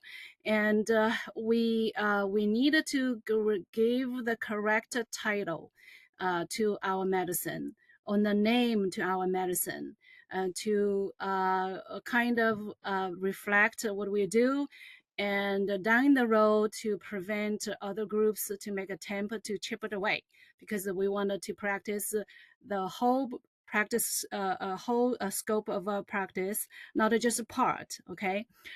So another thing is I'm a long-time faculty, and I was when I was in China, I was trained to be a teacher. So altogether, I've been teaching for over 20 years. So from a perspective of faculty, if I were official that evaluate this profession, I can see that the level of education is low, is extremely low compared to other professions. Okay, to the education of other profession, the entry level, the prerequisite requirement is 2-year college is lowest, and the entry level education to get into the profession is the lowest. And why do this profession wanted to require the same treatment, same respect from the public and from other medical profession? Doesn't make any sense. Okay, so we needed to, I wanted to stress it again, we needed to raise the education level at both ends. The first, raise the prerequisite of 60 credits to 90 credits, ideally to 120 credits. Okay, and then we needed to require a doctorate degree to enter this profession. And this is for the future of this profession, and this is for to serve the public better. So and in the end, we want to serve the public. The public demands higher level of education, period. And nobody wants to be stabbed by a person with little no training or a little bit of training. So if you ask a public, anybody, do you want to be stabbed by a needle by a person with 3,000 training, or a 3,000 hour training, or 4,000 hour training? And 30 seconds. so the answer will be 4,000 hour training. This is a no-brainer. Okay, so I think that the industry is ready to move on, and I understand the hesitation, but we can figure out things to address that, and especially help the school to make this transition. Thank you so much. Thank you. And that indeed was our last request for public comment. Thank you for all the public comments. So, and if we in the room, if the public have little more unfinished, because it was 3 minutes, now we increase to 4 minutes for this specific, because yesterday whole day's discussion and your comments may be a little longer. Okay, so if public want to have second chance or give exceptional, no. Yep, one chance. Okay, okay, okay. No second chance. Okay, legal guide. So, yeah.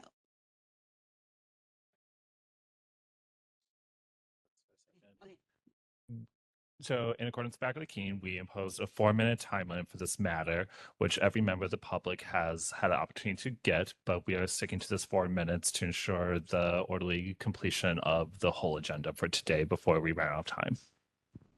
So, so we have, well, I follow the legal, he's higher. So just keep it but we have an opportunity for the agenda, the item not on agenda, and for future agenda. So at the end of the meeting, you have an opportunity, 2 more opportunity for any item you want to see now. Okay. So the meeting is proceeding to next agenda item 6, legislative report and the possible action on bills of interest to the board. Ms. Brother, please. Thank you, President Chen. So before I get into the report, I just wanted to go over.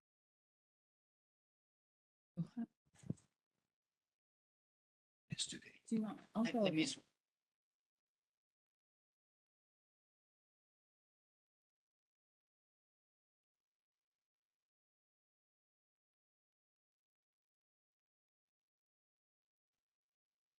Okay.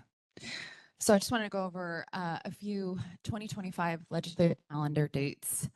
A few that have passed. May 16th was the last day for policy committees to meet for bills to move out of their house of origin.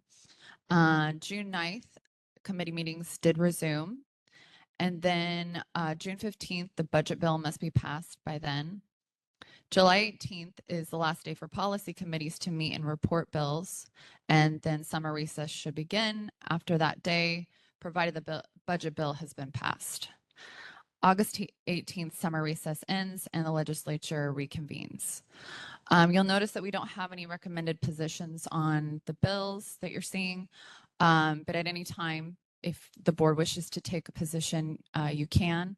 So I'll just quickly go over those position options. There's support, there's support if amended, oppose unless amended, and no need to take a watch position as we're watching these bills that you'll see in the report. So the first bill of interest is AB 45. That's privacy, health data, location, and research. It was revised April 30th. It passed in committee, read a second time and ordered to third reading. So AB 45 addresses several critical issues related to health data privacy, particularly concerning individuals seeking reproductive health services. The part of the bill that is most relevant to us is it restricts the release of medical research records that could identify individuals seeking or obtaining an abortion, particularly in response to subpoenas or requests from other states with laws that interfere with reproductive rights or from foreign legal actions.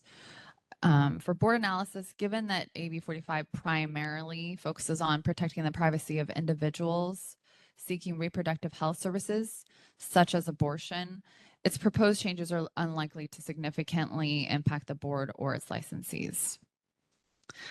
Moving on to the next bill, AB 479, Criminal Procedure Vacatur Relief.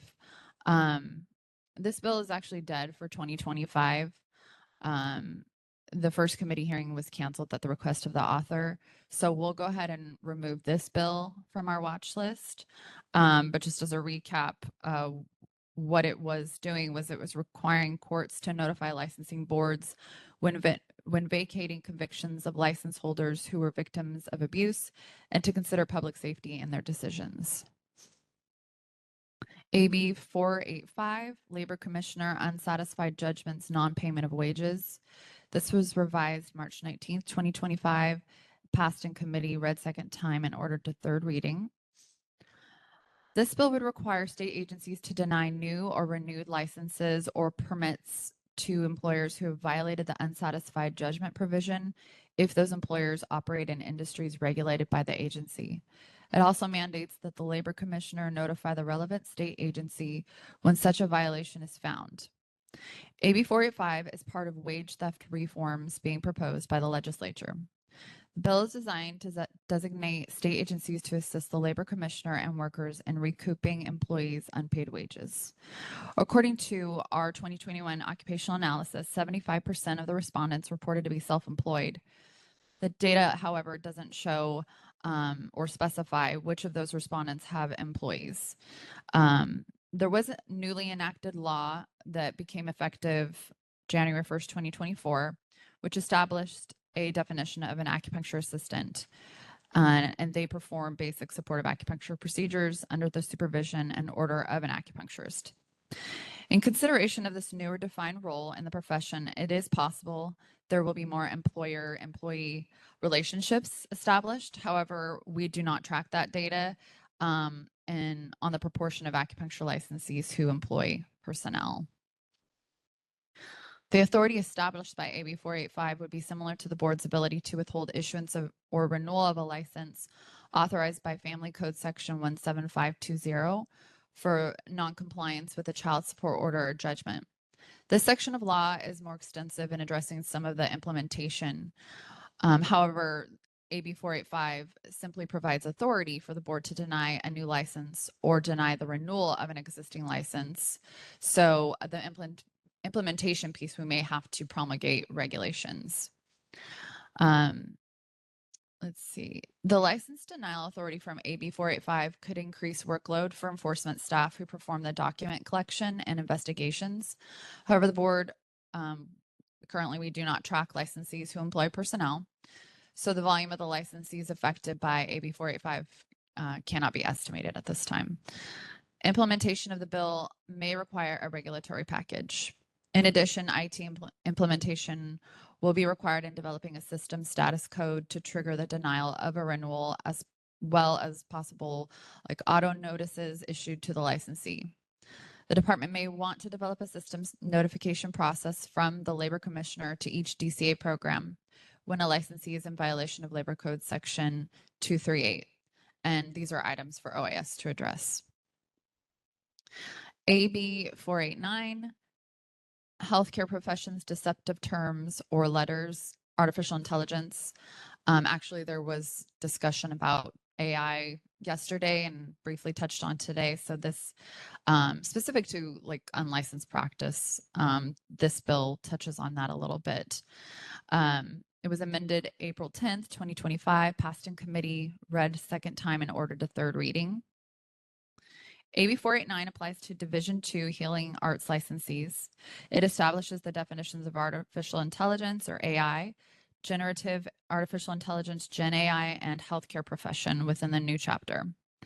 The bill makes a violation of the chapter subject to the jurisdiction of each licensing board or enforcement agency. The April 10th amendments also authorize boards to pursue an injunction or restraining order to enforce the bill's provisions. The bill prohibits a person or entity who develops or deploys an AI or Gen AI system from using specified protected terms, letters, or phrases in advertising or functionality that would indicate or imply the possession of a license specific to us, an acupuncture license, without having the appropriate license. AB 489 also prohibits AI and Gen AI's use of certain terms, letters, or phrases that indicate or imply the care, the advice, the reports, or assessments that are offered through the technology is being provided by a natural person with a healthcare license or certificate. The bill provides specificity for the board's application of our current law, which is Section 4935, which is seen as our unlicensed practice section, when addressing unlawful violations by AI and Gen AI technology. BPC Section 4935 prohibits any advertisements or representations by a person who claim they practice acupuncture, are licensed or trained or an expert in acupuncture, Asian medicine, as well as some other areas named in law, without an acupuncture license. The bill would allow the board to apply these same provisions on a person or entity who develops or deploys a system or device that uses one or more of the terms, letters, or phrases from BPC Section 4935 in the advertising or functionality of an AI or Gen AI system, program, device, or similar technology. The most recent amendments authorizing the board to pursue an injunction or restraining order do not provide us any newer authority, given that we already have the authority to pursue these legal actions under BPC Section 4963. It is possible that AB 489 could increase complaint volume for the board. However, an estimate, an exact increase cannot be determined. The volume is likely to be low, just based on current trends that we're seeing, AI or Gen AI technology coming up. With the recent amendments, there could be associated with seeking an injunction or restraining order based on AB 489. However, an estimate for these costs cannot be determined, nor would there be much incidence of this based on our enforcement history. I've never seen us seek an injunction or restraining order. The effect on the board's enforcement is expected to be absorbable within current budget and staffing resources. AB 659, this was Master of Divinity, Physician and Surgeon title. I believe I brought this to the board last time. It hasn't been amended any further. It's been held under submission, which is an action from the committee when a bill needs more work. So nothing has really changed since we last met.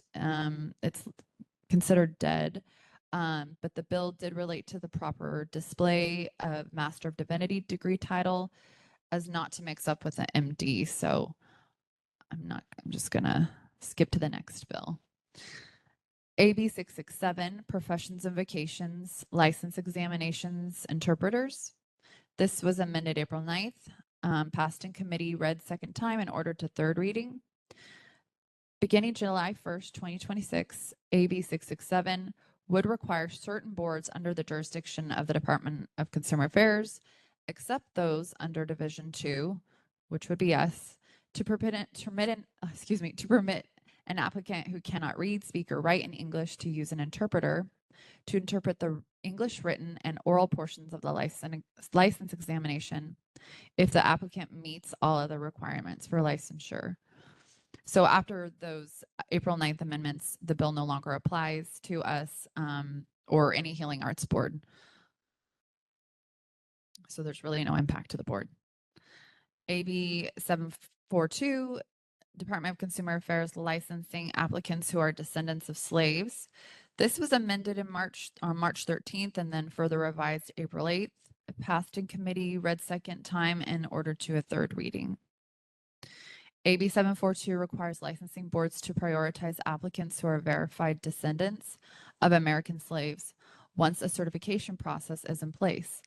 These provisions would only take effect if another bill, SB 518, which creates the Bureau for Descendants of American Slavery, is enacted. The provisions would become active when the certification process is established and would automatically expire 4 years later or by January 1st, 2032, whichever comes first. Currently, the board is statutorily mandated to expedite the initial licensure process for 4 groups of applicants. However, AB 742 does not explicitly require the licensure process be expedited. Rather, it states that the board shall prioritize these specified applicants. The bill does not clarify what prioritization entails or whether it should be implemented differently from the expedited processing for the applicant groups currently eligible for expedited handling. Related legislation SB 518 defines descendants and establishes the Bureau for Descendants of American Slavery, which shall determine how an individual's status as a descendant is confirmed within the definition established. Proof of an individual's descendant status will be the qualifying criteria for associated benefits, including the prioritization of applicants. In order for an applicant to document their descendant status and utilize the application priority benefit, the board would be required to add a question on the board's exam and license applications. There is currently not any reliable data to estimate the population of applicants that would be impacted by this bill. Additionally, it is unclear how the board would prioritize these specified applicants. Due to those uncertainties, the impact on workload cannot be determined. Adding an additional question to capture an applicant's descendant status on the exam and license applications is estimated to take 2 hours of HEPA's time. Amending the exam and license application requirements and regulation typically requires 40 hours of HEPA time for the duration of the rulemaking process, and there's approximately 2 hours of board member review and discussion time. Additional time would be required for board and department OIS staff to implement these changes in the online licensing platform. Just as a side, it's unclear what will happen with this bill. Last year, there was another bill where they wanted to expedite or prioritize. I think I can't remember the particular group, but the governor ended up vetoing that just because there's so many licensing subgroups that are being prioritized. So I'm not really sure how this one will go, but we'll keep a watch on it. AB 1186, data collection, race and ethnicity, minimum categories. This was amended April 3rd, and it was in committee, held under submission. I think I did check the status last night, though. It's moving through. This bill would require state agencies, boards, and commissions that collect demographic data on race or ethnicity to include, at minimum, standardized race and ethnicity categories, the 9 largest detailed groups, and specific write-in options. Compliance would be required by January 1st, 2029. AB 1186 also creates the position of Chief Statistician of California within the Demographic Research Unit, tasked with standardizing demographic data collection and overseeing implementation of these requirements. Starting January 1st, 2027, and annually thereafter, affected entities would be required to report to the legislature on their compliance. Demographic data must be publicly available under state and federal law, excluding personal identifying information, which cannot be shared with federal agencies unless required by law. The board currently requests race or ethnicity through the workforce data collection that we do from our electronic renewals under BPC Section 502. And that would need to be updated to include a write-in option for those who do not identify with any category and a write-in option within each category to allow for further self-identification.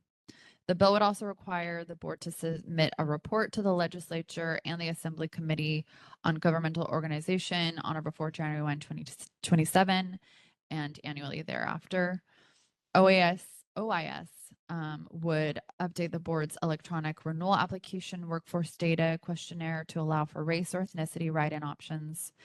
And the staff would need to compile information to comply with the reporting requirements, which would take approximately 5 hours of AGBA time, 1 hour SSM1 time, and 1 hour of EO time in the review process. And that would be like an annual workload.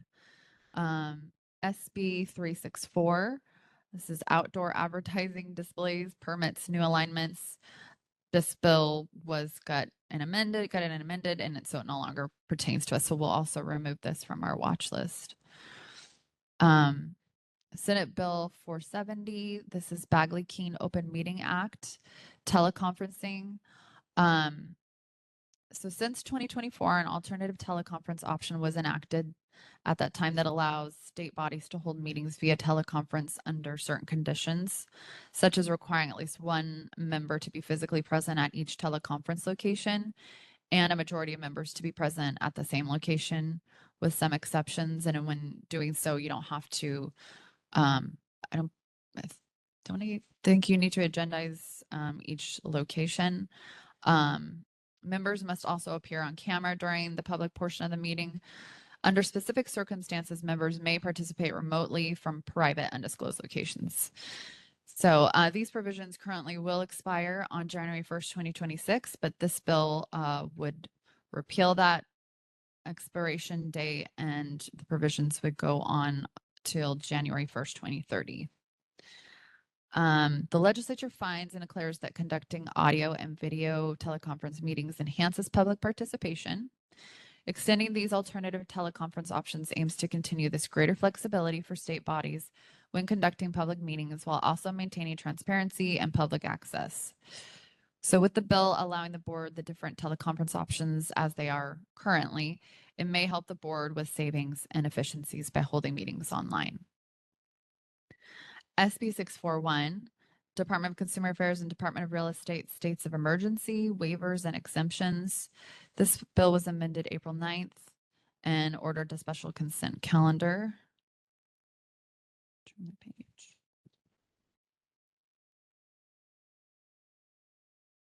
SB 641 would authorize Department of Real Estate and boards under the jurisdiction of the Department of Consumer Affairs to waive the application of certain provisions of the licensure requirements that the board or department is charged with enforcing for licensees and applicants impacted by a declared federal, state, or local emergency, or whose home or business is located in a declared disaster area. This would include the authority to waive certain examination, fee, and CE requirements. The bill would exempt impacted licensees from payment of duplicate license fees and notification of a mailing address change within 30 days. The bill would require all applicants and licensees of a board under DCA to provide the board with an email address. The bill further provides that no reimbursement is required by this act and declares that the provisions of the bill would take effect immediately as an urgency statute. SB 641 does not mandate boards to waive any law. It simply provides boards the authority and the discretion to waive certain laws, which we kind of covered in the summary. The board already has protocols in place to process requests for extensions on examination deadlines and CE hours for renewals. Therefore, the workload should be similar. There may need to be IT system updates to properly designate and track these exemptions or extensions. The addition of BPC section 136.5 by the bill that would mandate every applicant and licensee to provide the board with an email address could increase board communication and outreach, which comes up at board meetings. Having another means of communication other than a licensee's address of record is mutually beneficial, so that's good. The board already has IT system capabilities to record and track email addresses. The enforcement of compliance with the proposed law is uncertain when an applicant or licensee does not possess an email address, so that's not really covered there. The impact to the board's workload and budget is estimated to be minor based on the following. One, the majority of the bill simply establishes authority for the board to waive certain laws to individuals affected by a declared disaster. Two, the board already has processes in place to accommodate requests to waive or extend deadlines and CE requirements. And three, there's not much workload involved with granting waivers when the criteria is straightforward, such as individuals whose home or business is located in a disaster area during a declared emergency. The volume of individuals affected by 641 cannot be estimated, just given all the different variables and not knowing when there could be a disaster. In addition, IT implementation will be required to develop system codes for tracking waivers, related to individuals affected by declared emergency or disaster. And then we would defer to OIS to address that. And that completes my legislative report. Any question? Thank you so much, Christine, Ms. Brother, for the very clear report. And maybe we go through the regulation report as well. Cindy. Okay. Public comments. Okay. So should the public comments, board member, open to board member first. Any comments? Questions? No. Seeing none, then I would just to inform the board, we'll move forward with removing the bills that we've identified as gutted and no longer pertaining to the board. So the next report will show fewer bills, and we'll add any other bills if there's amendments that now pertain to the board. There are comments on WebEx. Thank you. Okay, please open online other room. Any room? Participate? No? Okay. Yes, please open online comments. All right, WebEx is open for public comment. If you'd like to make a comment, please raise a hand by tapping that hand button at the bottom of the screen. Dial-in users dial *3. And our first request is coming from NDELUCA, I'm not sure how to pronounce that, at townsendpa.com. Hold on just a moment. We're sending you a request to unmute your microphone. You'll be given 3 minutes to speak, and I'll give you a 30-second warning before your time expires. Thank you very much, everyone. My name is Nicolo DeLuca. I'm here on behalf of the California Acupuncture Coalition. Just really want to thank the board for all of your hard work and for staff for itemizing some of these bills. The California Acupuncture Coalition will be taking a position of support on a few of these great pieces of legislation. We'll, of course, copy in the board on any actions that we take. And just wanted to say thank you very much for that. That's all. Thank you. And that was our only request for public comment.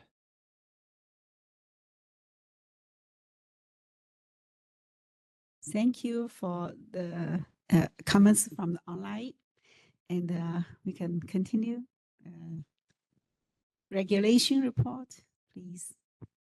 Okay. Yes, our regulatory update. So the first regulation package is our implementation of uniform standards related to substance abusing licensees and an update of our disciplinary guidelines, as well as a disclosure of probation status to patients.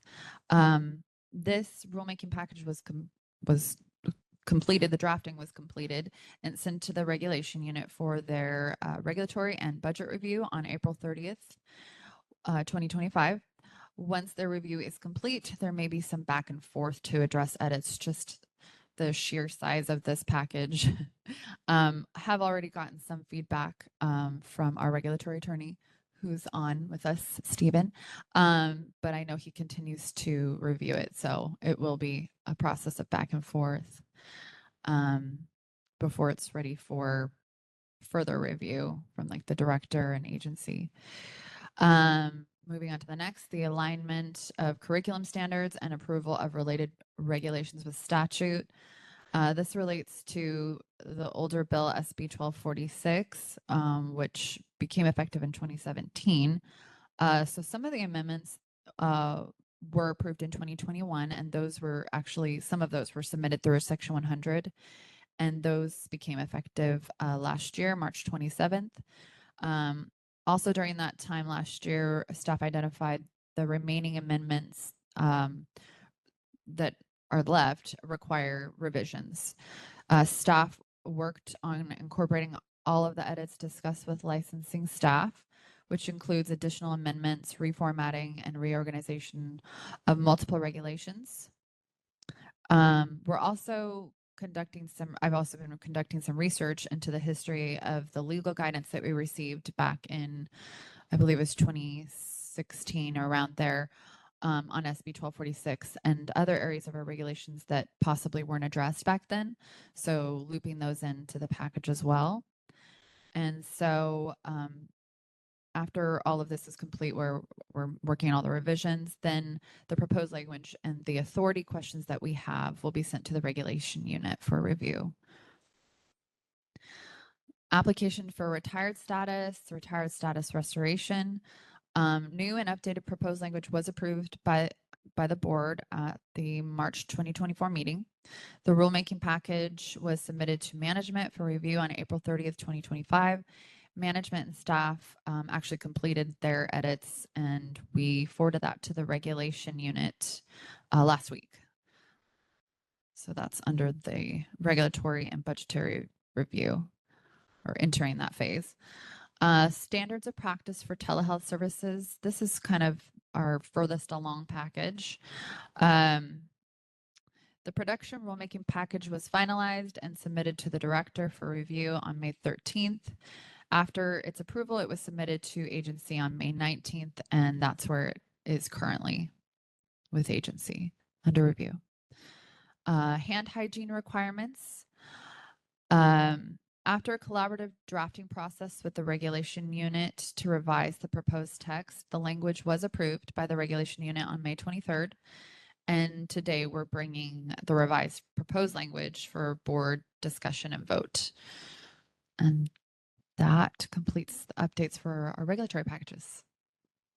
Thank you. Thank you, Ms. Brother. Let's open the question, comments to the board.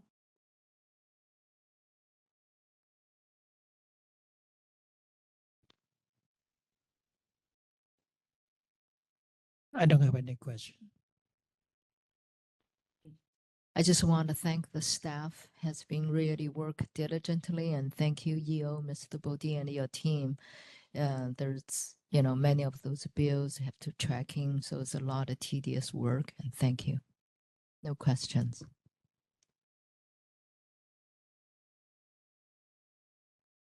So everybody nod head. I saw we all agree Dr. Mataki's comments. We really appreciate Ms. Christine Brothers' long time precise report for the laws and the regulations, the bills and regulations. And thanks Mr. Dio, Ms. Padilla, wonderful leadership. Thank you. And our staff work together. So public comments here. Okay, David, let's open online comments, please. All right, we are open for public comment on agenda item 7, the regulatory report. If you'd like to make a comment, please raise a hand by tapping that hand button at the bottom of the screen. Dial-in users dial *3 to raise your hand, and we will call on people in the order we have requests.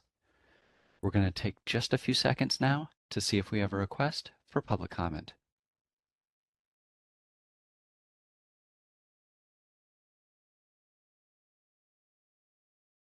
Seeing no request for public comment, do you wish to continue with the agenda? Yes, please. I would like to also thank our regulatory attorney, Stephen Bong Esquire. We appreciate his assistance and help through all these packages as well. As was commented earlier, these are quite lengthy pieces of regulations, and we need his expertise there. So thank you, Stephen.